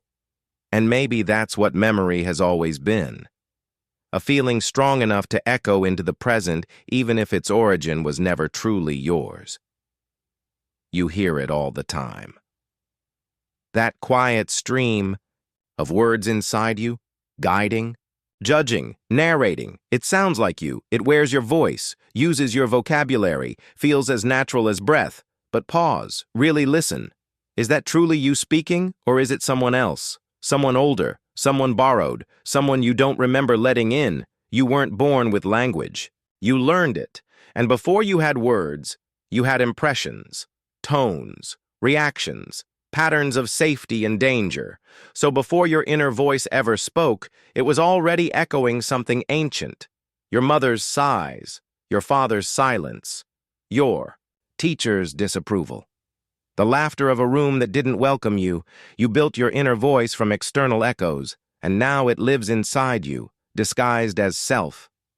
That voice, the one that says, "You're not enough. You're late again. You always mess this up." Where did it come from? Because if you wouldn't speak that way to someone you love, then why does it feel normal to speak that way to yourself? Who taught you to be cruel inside your own mind? Maybe it wasn't one person. Maybe it was culture, media, schoolyard ridicule, religion, old friends, old fears, layer upon layer of sound and judgment until the voice became yours by repetition alone. You didn't choose it. You inherited it? Like a coat passed down for generations? Heavy, ill-fitting, but familiar. So you wear it. even when it itches, even when it suffocates you in July. Sometimes the voice is subtle. Be careful. Don't try that. What? If you fail? It pretends to protect you. It speaks in whispers of caution, but dig deeper, and you'll find the face behind the voice. A scared parent, a wounded teacher, a culture that feared too much change. Their fear became your rule book, and now it masquerades as wisdom. But here's the secret. No one told you. You can choose a new voice. You can rewrite the monologue. You can stand in the echo chamber of your mind and whisper something different, something gentler, something that sounds like trust, like love, like forgiveness. Because the voice isn't fixed. It's a recording, and recordings can be taped over. This doesn't mean killing the voice. It means getting curious. Ask it. Whose words are these? Who am I really trying to protect? Do I even agree with this anymore? And sometimes you'll hear it stutter, because it's never been questioned before. It's just repeated, like a mantra made of worry. But now you're listening on purpose, and that changes everything. Try this. Tomorrow morning, listen to your first thought. The one that rises before you open your eyes. Does it feel supportive, hopeful, free, or does it already carry tension, shame, urgency? That's not random. That's the script your brain has rehearsed for years, and it might not even be yours. It might be the voice of someone long gone, but still living inside the corners of your cognition.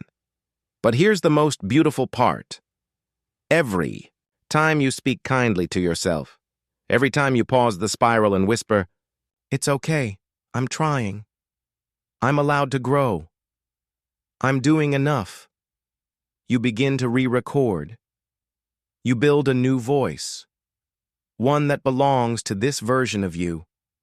Not the past, not the echo, but now. And it will feel awkward at first, like speaking a language you barely know, but with practice, that gentle voice will grow louder. And the old one? It won't disappear, but it will lose its authority. Tonight, when the world is quiet and your thoughts begin to rise, don't silence them. Just listen carefully. Ask, do I recognize this voice? Would I say this to a child? Is this voice guiding me or guarding me? And in the stillness, you'll hear something new forming, not a voice from the past, not a shadow in your head, but your own voice, authentic, whole, unborrowed, and finally, free.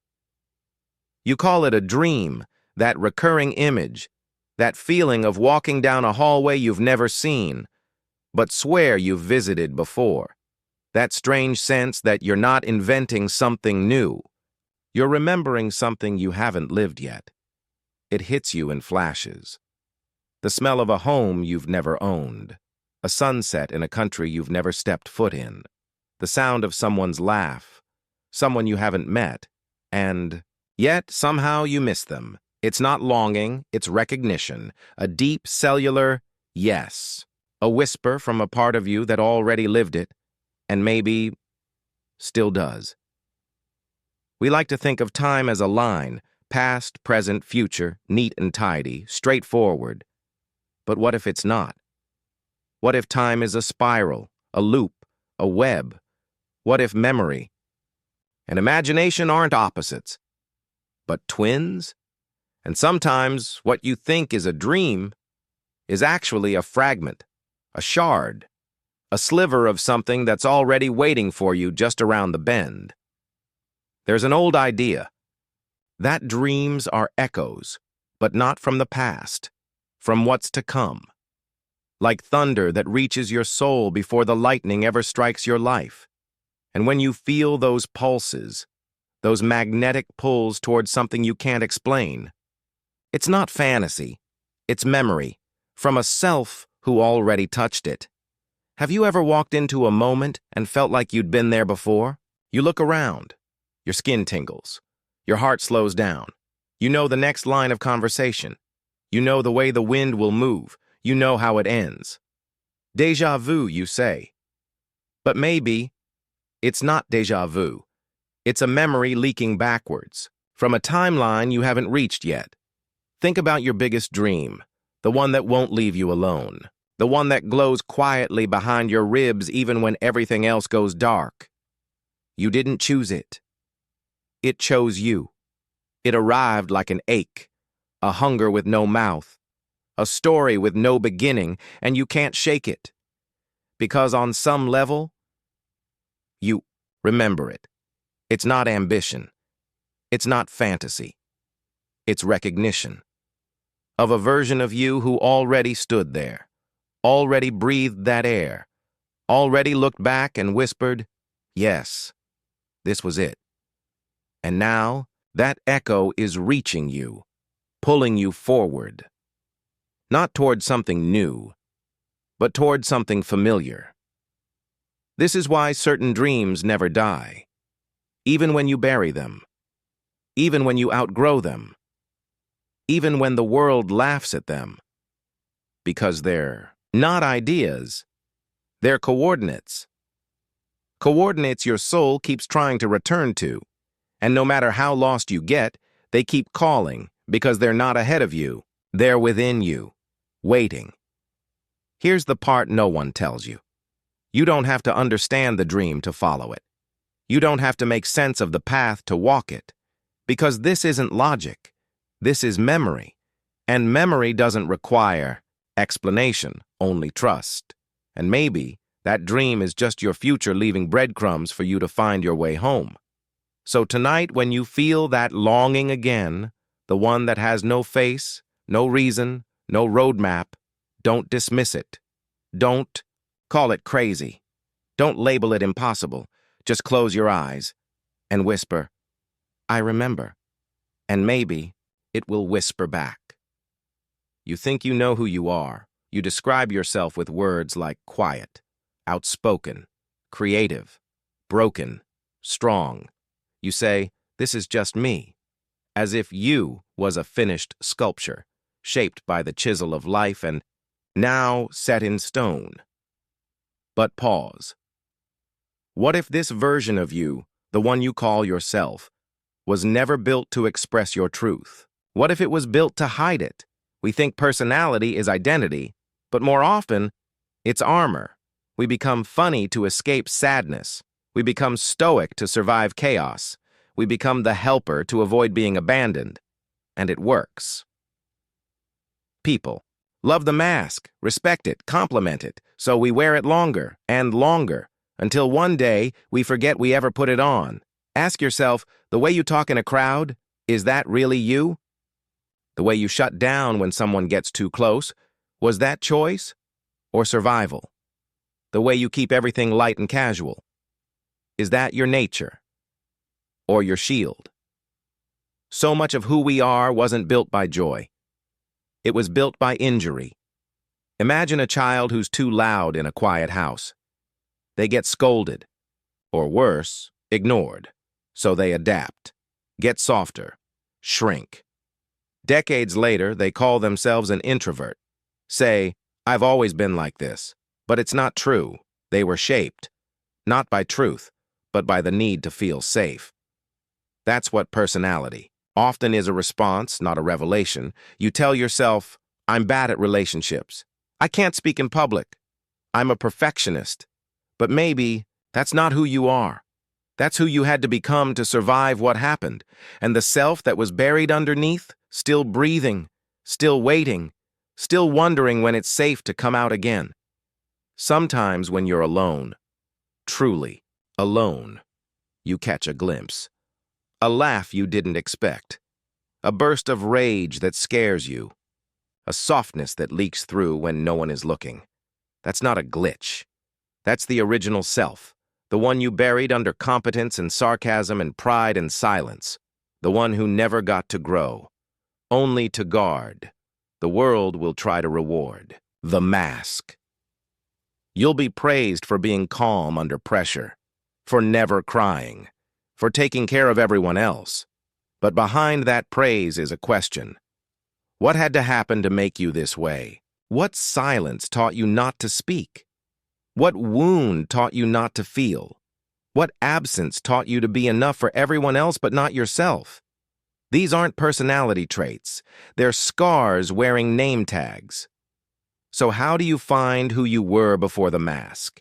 You listen to what irritates you, to what makes you jealous, to what brings a lump to your throat for no logical reason. Those are the pressure points, the leaks in the armor, and if you follow them gently, you'll find the truth you buried. Not because it was bad, but because the world wasn't ready, and maybe now, you are. It's not about destroying the self you've built. It's about meeting the one you silenced, the one who still dances in your dreams, still cries during songs you can't explain, still flinches when someone speaks with a tone you thought you'd forgotten. That self isn't broken. They're real, and they're not gone, just hidden, behind everything you had to become to make it here. So tonight, ask yourself, what if my strengths are actually coping mechanisms? What if my personality is a map of my pain?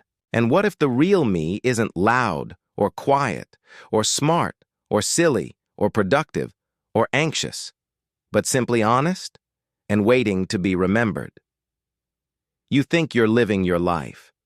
You wake up at a time you chose, drink the coffee you like, work the job you picked, love the people you've decided to love. It feels like freedom, like agency. But look closer.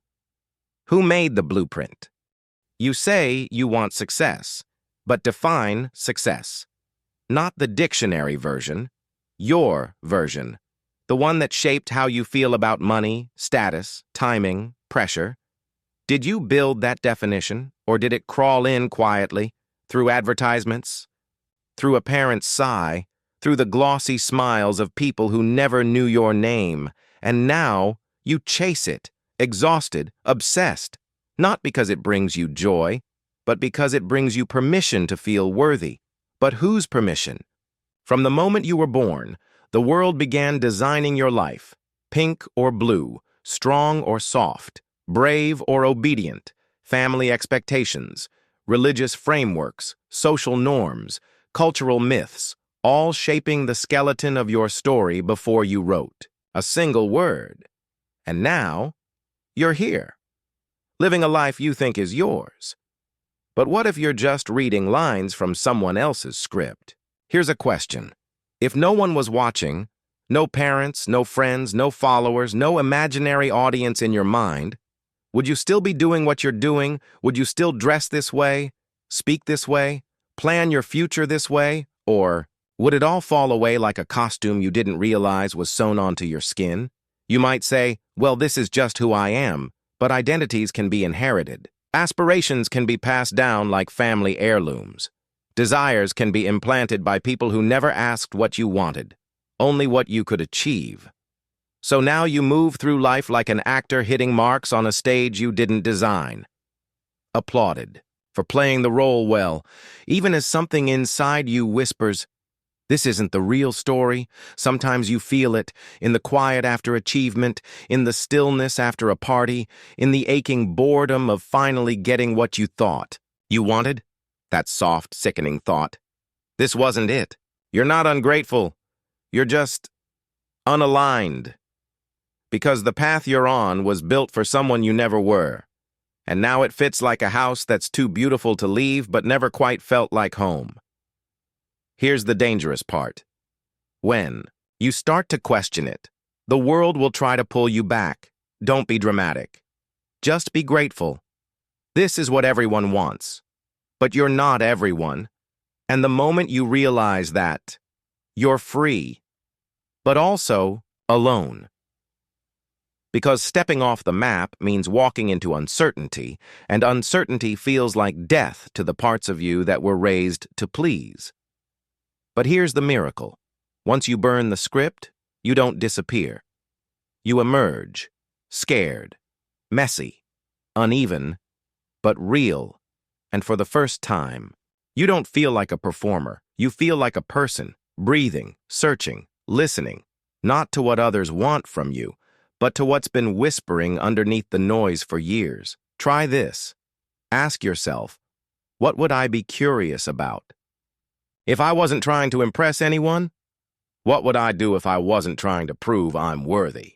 And then wait, not for an answer, but for a shift, for the silence to rearrange itself into something that feels like coming home. Tonight, as you lie in the quiet between days, ask, is this life mine, or inherited, or borrowed, or expected? And if the answer scares you, that's good, because fear means you're near the door, and beyond it, the life that feels like yours, not just on paper, but in your bones. You cry without knowing why. You carry guilt that has no clear origin. You get anxious in rooms that look like others you've never entered. You love people the way you watch someone else love, not because it felt right, but because it was the only love you saw survive. And all of this you call yourself. You say, that's just how I feel. You believe your emotions are yours, but what if they're not? You weren't born angry, or fearful, or ashamed. You were taught how to feel, not with textbooks, but with tones of voice, with slamming doors, with tight embraces that came too late, or never came at all. Your nervous system was sculpted by the people who held you first, and now you call those carvings instinct. You might not know their names. Your grandmother's heartbreak, your father's suppressed rage, the grief your mother never voiced but wore behind her eyes.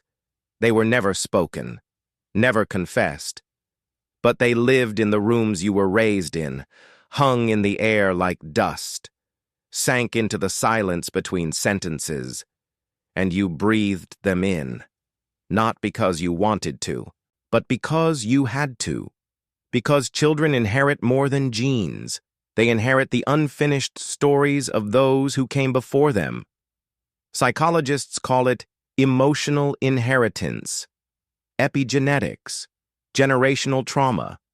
But you feel it more simply as overreaction, as irrational fear, as a deep sadness that doesn't match your own life's events. You wonder, why do I feel this way? The answer might be because someone else did long before you had words for it. Imagine your emotions as rivers. Some begin as small streams, born from your own lived experiences.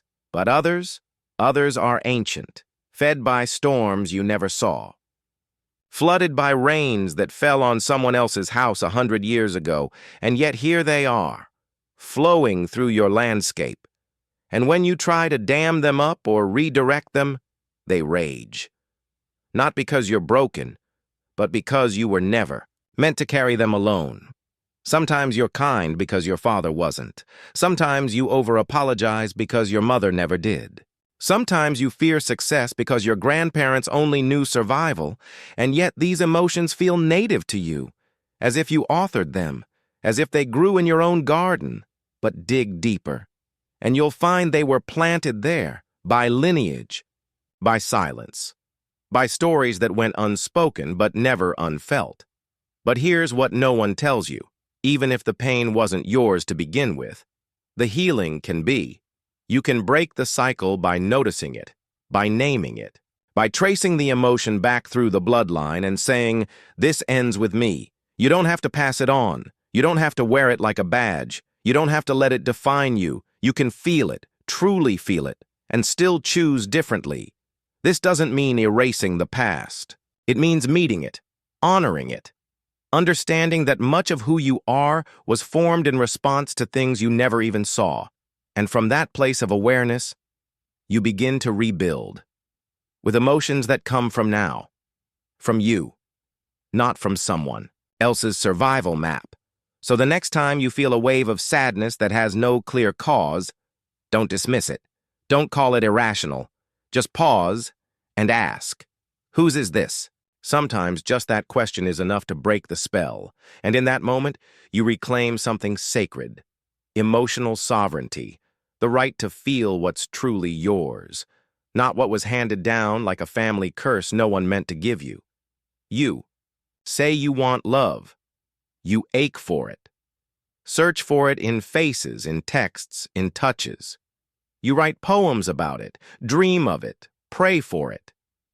But have you ever stopped to ask, What do I mean by love? Because so much of what we chase isn't love. It's what we learned in its place. You were small when you first learned the rules. Maybe love looked like approval, conditional praise, being quiet, good, helpful. Maybe love looked like absence, like waiting, like shrinking yourself until someone finally noticed.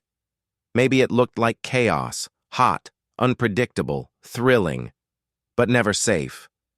And now you're grown. But those blueprints are still running the show.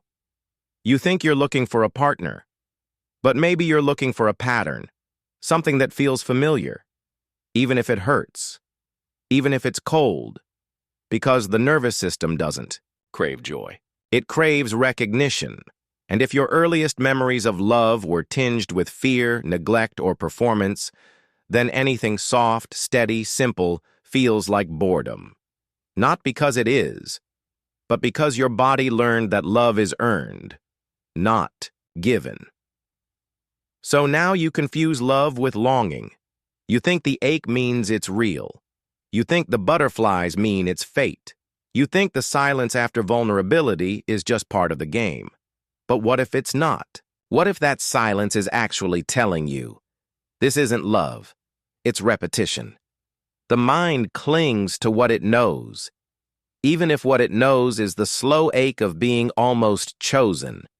So you find people who echo the same rhythms, who pull away just enough to make you chase, who give just enough to keep you starving, and when someone comes along who offers real presence, unconditional safety, it feels strange, foreign, like a language you never learned. You say, I don't feel chemistry with them, but maybe chemistry is just your nervous system recognizing a familiar danger. Maybe peace feels unsafe because chaos is what love sounded like when you were too young to name it. And now you crave the very thing that once broke you, because at least it feels like something, at least it reminds you exist, this isn't your fault. You didn't choose the script. You were handed it by parents who did their best but had scripts of their own, by a culture that confused passion with punishment, by stories that told you love was supposed to hurt, that you had to suffer for it. And now you confuse calm with apathy, presence with weakness, respect with lack of fire. But it's not the love that's flat. It's your receptors that were wired by storm. So how do you find real love? You unlearn. You notice your patterns. You question the hunger. You ask, do I feel seen or just triggered? Do I feel safe or addicted? Do I feel loved or just not abandoned? These aren't easy questions. They burn. They shatter mirrors. But they lead you back to something true, not movie script love, not survival love, but the kind that lets you rest. And then you realize love isn't supposed to be a high. It's not supposed to make you chase. It's supposed to feel like exhale, like being held, like coming home to yourself in someone else's presence. No games, no guessing, just two nervous systems slowly relaxing in each other's light. Tonight, if you find yourself thinking about them, the one who ghosts you, confuses you, ignores your needs, ask, do I miss them? Or do I miss who I thought I had to become to keep them? That answer might save your life. Because real love, it doesn't ask you to shrink. It asks you to return to the self you were before you learned you had to earn it. You think you choose your morning coffee, the shirt you wear, the people you trust, the words you say. It feels like agency, like authorship. You say, I decided this. I know what I'm doing. I made my choice. But pause and ask, did you? Before you chose the coffee, you smelled it in your childhood kitchen. Before you chose your shirt, you saw what people like you were supposed to wear. Before you trusted that person, you felt echoes of someone else's safety in their voice. Before you spoke those words, you heard them spoken to you. So were you choosing, or were you following a path laid brick by memory, culture, pattern, fear? The truth is uncomfortable. Your brain is a prediction machine. It doesn't seek truth, it seeks familiarity. It prefers the road already paved. It defaults to the path of least resistance. It fires neurons based on what worked yesterday, not what's best today. And the story of "I chose this" might just be a narrative stitched together after the fact to make the chaos feel coherent. Neuroscience has a name for this: post hoc rationalization. The decision happens, then the brain explains it, like a press secretary giving a reason for a war after the missiles were already launched. You didn't choose the urge. You felt it, and then you wrapped a story around it so you could sleep at night. Even your desires. They feel personal, private, deep. But where did they come from? That job you want? Was it ever yours? Or did you see someone else praised for it? That body type, that dream, that goal? Were they planted inside you by the hunger of a world always? Selling worth? You believe you're steering the ship, but maybe you're just mapping the storm. This doesn't mean you're powerless, it means you're influenced by genetics, by memory, by trauma, by advertising, by songs you heard at 12 that still color how you love at 30. And when you say, "This is who I am," you're often just describing the accumulation of everything that ever happened to you, not the core beneath it all. So what happens when you become aware of this? You start noticing the delay, the moment between stimulus and action, the split second when you want to lash out. But pause. The quiet before saying yes out of habit and choosing no instead. That space, small, trembling, sacred, is where true choice begins, not from compulsion, but from consciousness. Real free will isn't in the grand gestures.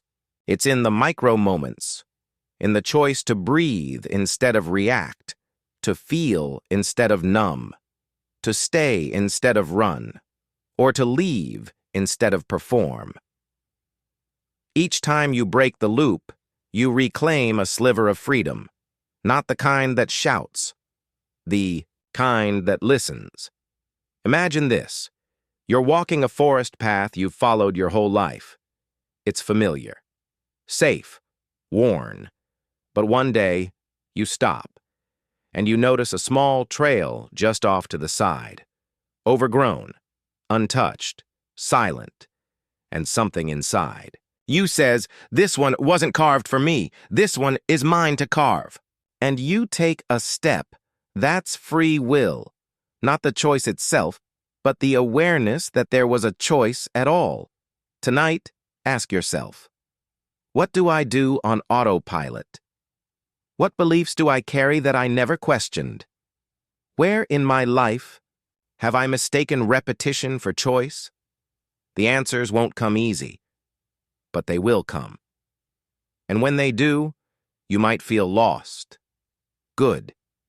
Because only when you admit you were hypnotized can you begin to wake up. You meet someone new. They make you laugh, or they irritate you instantly. You're drawn to them, or repelled, or confused, and your brain goes to work. They're like this. They remind me of that. They have good energy. They're toxic. They're them. But what if you're wrong? What if you're not seeing them at all? What if you're just seeing you? We don't perceive people directly. We perceive them through a filter of memory, of fear, of desire, of unmet needs, of childhood wounds. And everything they say, everything they do, passes through that filter before it reaches our heart. So we're not really meeting people. We're meeting reflections of our own unfinished stories. Ever notice how certain people trigger you? You don't know why. They just get under your skin. They speak with a tone that makes your stomach clench. They interrupt you and you feel invisible again. They brag a little too much and suddenly you feel small. You think it's about them. But it's not. It's about something in you that hasn't been healed yet, and they, accidentally, innocently, hold up the mirror. Or think about the people you idolize, the ones you admire. Crush on. Chase. You think they have something you lack. Confidence, mystery, calm. But look deeper. What you're drawn to in them is a part of you you've disowned. You weren't taught to value it, or you were punished for expressing it, or you were too scared to claim it. And now it shows up in someone else, and you ache to be near them, not to possess them, but to reclaim yourself. Carl Jung called it the shadow, the part of us we exile, the traits we hide, the power we bury, and life, being poetic, sends people into our orbit who embody the very things we're refusing to own. Some trigger our shame, some mirror our light, some reflect the chaos we swore we left behind, but none of them are random. They're invitations to look inward instead of outward. That friend you envy, they remind you of what you could be if you stopped playing small. That ex you can't stop thinking about, they touched something in you that you never touched yourself. That enemy, they live out your rage, the one you were taught to bury. And so, they wear your shadow so you don't have to. But it never works. Because every time you avoid your own reflection, life finds a new mirror to place in front of you. Here's the real work. When someone triggers you, pause and ask, what are they? Showing me about me? Is it a fear, a desire, a disowned trait, a buried memory? You'll feel resistance. The ego will scream, it's them, they're the problem. But if you can soften past the story, you'll find the mirror. And in that mirror, you'll find an opportunity to reclaim something, to forgive something, to grow. This doesn't mean staying in toxic relationships. It doesn't mean excusing harm. It means understanding that people's presence in your life is informational, not accidental, not meaningless, informational, and sometimes the information is painful, but it's always useful. So tonight, think of the person you're struggling to understand. Ask, what part of me do they reflect? What emotion do they awaken? What lesson do they carry, even without knowing it? Because the mirror isn't here to shame you. It's here to wake you up, and when you stop trying to smash it, you can start to see yourself. Not as broken, but as someone finally brave enough to look. You remember your life, the big moments, the pain, the people who shaped you. You can picture it, hear the sounds, feel the textures. You're sure of the details, but pause. What if none of it happened the way you remember it? What if your memories aren't evidence? What if they're stories, crafted, filtered, redacted, polished not for accuracy, but for survival? Memory is not a recording, it's a reconstruction. Every time you recall a moment, you rewrite it slightly. You emphasize some things, mute others, smooth the edges, amplify the colors, like a painter reworking the same canvas over decades. And eventually, you believe the painting is the moment, but it's not. It's just what you needed to keep moving. The brain doesn't archive truth. It archives meaning. So when a parent snapped at you, and you were too small to understand, you remembered it as your fault. Because guilt feels more manageable than chaos. When someone left you, you remembered the way they looked at you that last time, not the 1,000 ways they stayed too long. You kept the shards that helped you feel in control, even if they hurt you, because they gave you a story you could hold. And here's the twist. You didn't lie to yourself. You protected yourself. You built a version of the past that let you survive the present. That memory of being difficult? Maybe it came from a moment you just needed comfort, but got rejection. That time you were too sensitive? Maybe. It was the one time you let yourself be real and were punished for it. And now those moments have become myths, woven into the fabric of who you think you are. This is why therapy hurts, because to heal, you don't just look at pain, you question the version of pain you carried.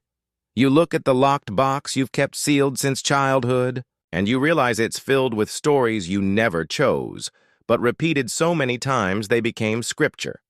And then, with shaking hands, you begin to rewrite, not to lie, but to tell a deeper truth. Some memories you cherish because they gave you hope. But even those, they might not be real, not in the way you think. That perfect night, that person who saved you, that time everything finally made sense. Look closer. Were you in love with the moment, or with the meaning you poured into it because you were drowning? Even joy can be a mask. Even nostalgia can be a trance. So how do you trust anything? You don't. Not blindly. You hold your memories like poems, not maps. They're not coordinates. They're reflections, echoes of how you felt, not what truly happened. And that's okay, because healing isn't about proving the past. It's about softening your grip on the stories that no longer serve you. Tonight, choose one memory, not the obvious one, the quiet one, the moment you always go back to when you're doubting yourself, and ask, what did I believe in that moment to make it make sense? Did I decide I was unlovable? Did I decide people leave? Did I decide I'm too much? Now breathe and ask yourself something braver. Is that still true? If not, you're free. You wake up, or so you think, you stretch, you blink, you step into another morning and call it real. But what if it isn't? What if this moment, the coffee, the mirror, the ache in your back, isn't what it seems? What if it's all just a dream? Not a dream like fantasy, not hallucination, not metaphor, but literal. What if you are a dream being dreamed by something far larger than you? Something without form, without ego, without need. What if this entire life is a projection, a flicker on the wall of an infinite mind? You've felt it, haven't you? That strange sense of unreality. Déjà vu stretched. Too long. Moments when time folds in on itself. When someone says what you were just thinking. When your own hands feel unfamiliar. When you hear your name in a dream and it pulls you toward something. Like gravity from another world. You brush it off. Coincidence, fatigue, imagination. But maybe those were wake-up calls. The dream trying to wake itself. In ancient traditions, this world is called Maya, illusion. Not because it's fake, but because it's transient, shifting, unfixed, like a wave that forgets it's made of ocean, like a cloud that thinks it's a structure, like you, thinking you are a person when really you might be a process, a flickering dance of sensation and story and sound, beautiful, brief, and not entirely yours.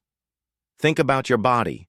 You say, my hand, my face, my heart. But where is the me that owns these things? You peel away thoughts, and something remains. You peel away emotions, and something still breathes beneath. You peel away the breath itself, and what? What's left? The witness, not the dream, but the dreamer. And the dreamer is not separate from the dream. Here's the twist. You think you're inside the world, but maybe the world is inside you. Inside this awareness, this watching presence that notices but cannot be noticed, that moves but cannot be held. Maybe everything you see, stars, lovers, fear, furniture, is made of the same dream stuff as your thoughts, and reality is just what the dream keeps. Agreeing to believe for one more moment. This is not a call to panic. It's a call to wonder, because if this is a dream, a luminous, sacred illusion, then it means you're free. You can loosen the grip. You can soften your control. You can stop pretending there's a single right way to live, to succeed, to be. Because what you are was never the story to begin with. You are the space the story arises within, and suddenly, you don't fear death. Because the dream may end, But the dreamer doesn't. You don't cling to status, because meaning doesn't need hierarchy. You don't rush, because time, too, is part of the script.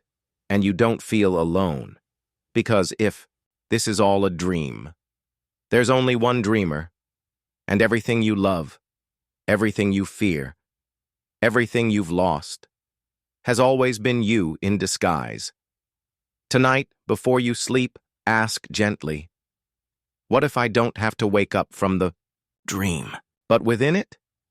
And then feel the air on your skin, the stillness behind your breath, the space between each heartbeat. That's where the dreamer lives. That's where you are.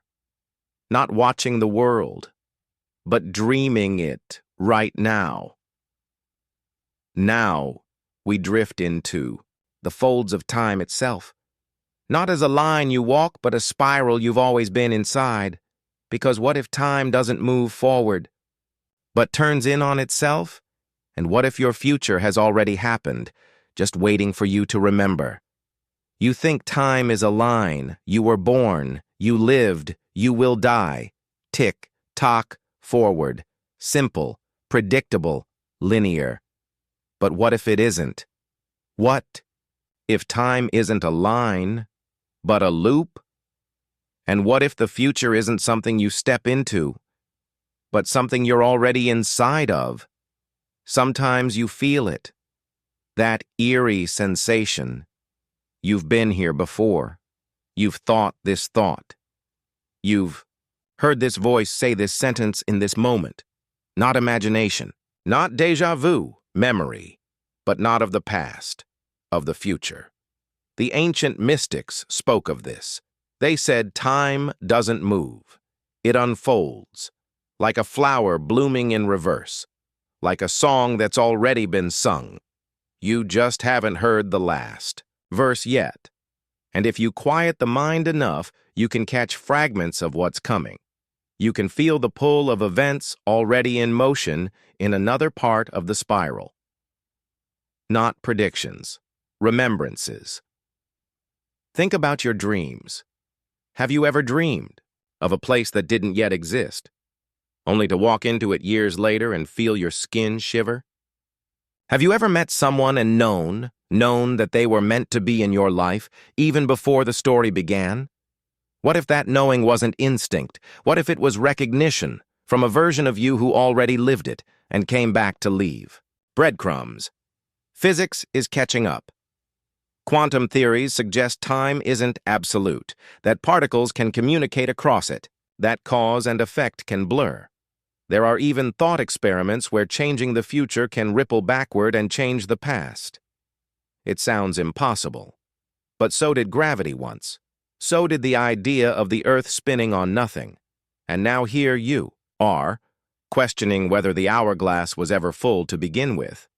What if the future is like a room you've already been in, but you forgot? And now, moment by moment, you're retracing your own footsteps to return to it. The dreams, the urges, the strange alignments, they're not random. They're echoes from your future self, trying to get your attention, not to warn you, but to remind you you're already on the path. This changes everything. It means you don't have to force it. You don't have to grind and scream and break. You can relax into the current already carrying you. You don't have to become. You can remember who you are, where you're going, what you're here for. Not as a new discovery, but as a sacred recollection. And here's the beauty. If the future already exists, then so does the healed you, the loved you, the brave you. They're not goals. They're destinations, already etched into the fabric of time, and all that's left is for you to keep moving through the spiral until you arrive. And remember, tonight, lie still. Close your eyes and ask not for strength or answers or signs. Ask simply, what have I forgotten about who I already am? And listen, not for a voice, but for a pull, soft, unmistakable, homeward. That's your future waiting patiently for you to return. You've walked through memory, time, self, and shadow, and now we arrive at the final veil, because maybe waking up was never about learning something new. Maybe it was about remembering what you've always known, but couldn't say out loud. Maybe it's not the world that's unreal. Maybe it's the you thought you were. You've searched, through books, through lovers, through meditations and mirrors and mantras. You've asked the big questions. Who am I? Why am I here? What does it all mean? And the world has answered with silence, with riddles, with brief flashes of meaning that vanish like fog when you reach for them. But maybe that's the point.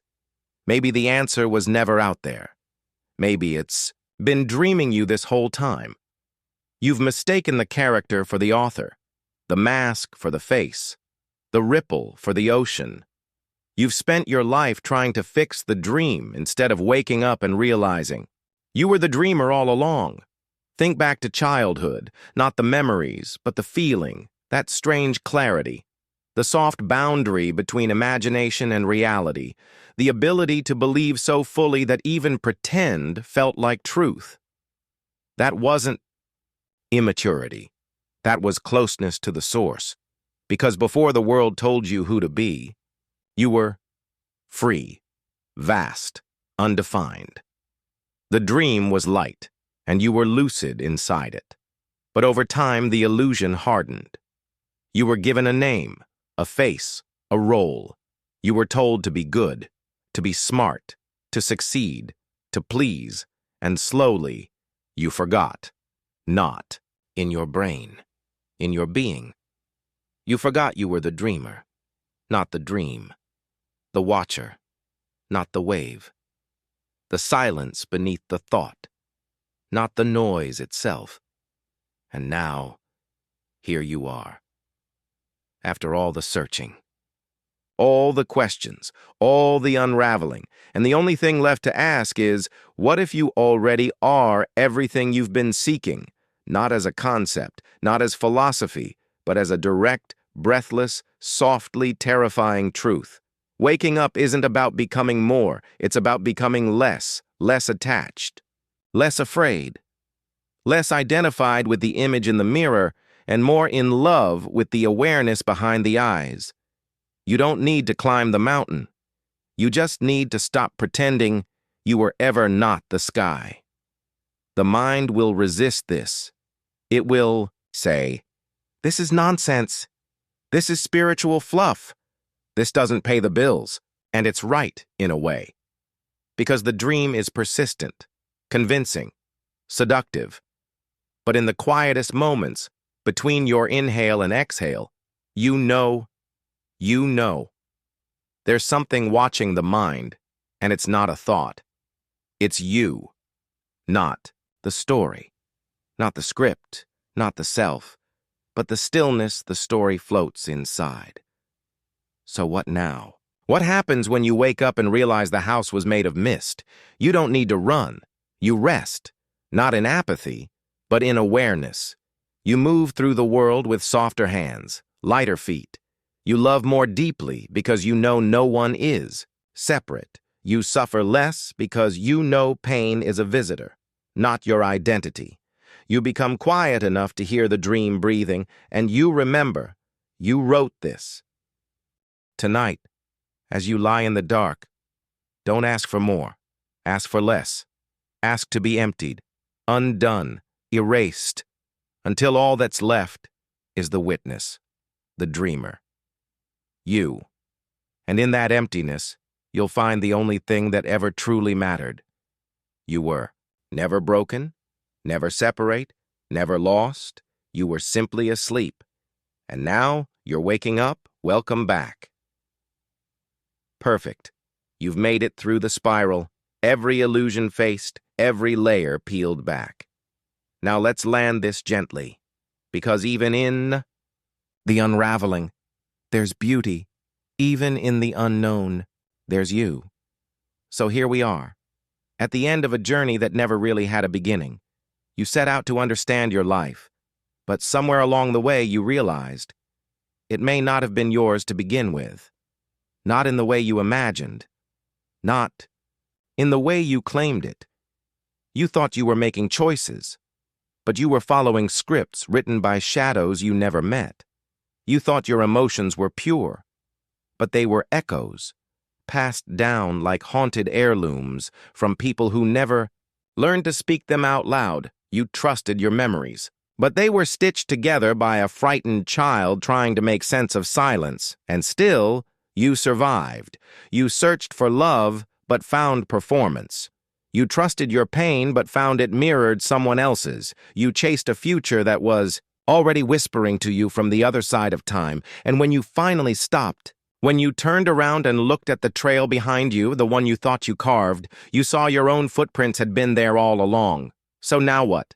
Do you despair? Do you unravel into the cosmic absurdity of being a passenger in your own skin? No. You wake up, not with noise, not with fanfare, but with silence, with stillness, with the soft, sacred exhale of finally letting go of what was never yours to carry. Because here's the secret. You were never the mask, never the thought, never the memory, never the wound. You were the dreamer. You were the empty sky behind every storm. You were the silence behind every scream. You were the one watching all of this unfold, patiently, lovingly, for lifetimes. And now, you begin again, but differently, with your eyes half closed in reverence, with your heart open but ungrasping, with your feet on the earth and your mind in the stars. You walk lighter, not because the world changed, but because you did, because the illusion broke, and inside it, you found peace. So sleep now, not as escape, but as return. Let the world dissolve. Let the stories rest. Let your breath be enough.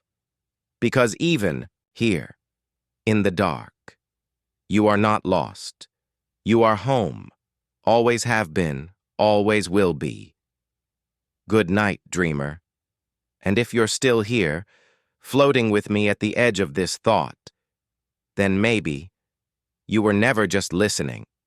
Maybe something deeper was remembering itself through the sound of this story, because sometimes what feels like a story is actually a mirror, a quiet one, held up to the parts of you that were never spoken aloud. If this dream whispered something real to you tonight, even if you can't explain it, then hold that. Don't rush to name it. Don't chase clarity. Let it linger like mist after rain. Like a question you're not meant to answer, just carry. And if your eyes feel heavy now, if your breath feels slower, then maybe you're exactly where you're meant to be. Not awake, not asleep, but somewhere in between, where the dreamer meets the dream, where you meet you, and in that space, you're free. This has been Mind Scramble. If you felt something tonight, leave a light behind. A like, a comment, a quiet ripple. And if you're ready to drift even deeper, there's more waiting for you, right here, whenever you return. Until next time, keep wondering, keep dreaming, and above all, stay awake inside the dream. Good night.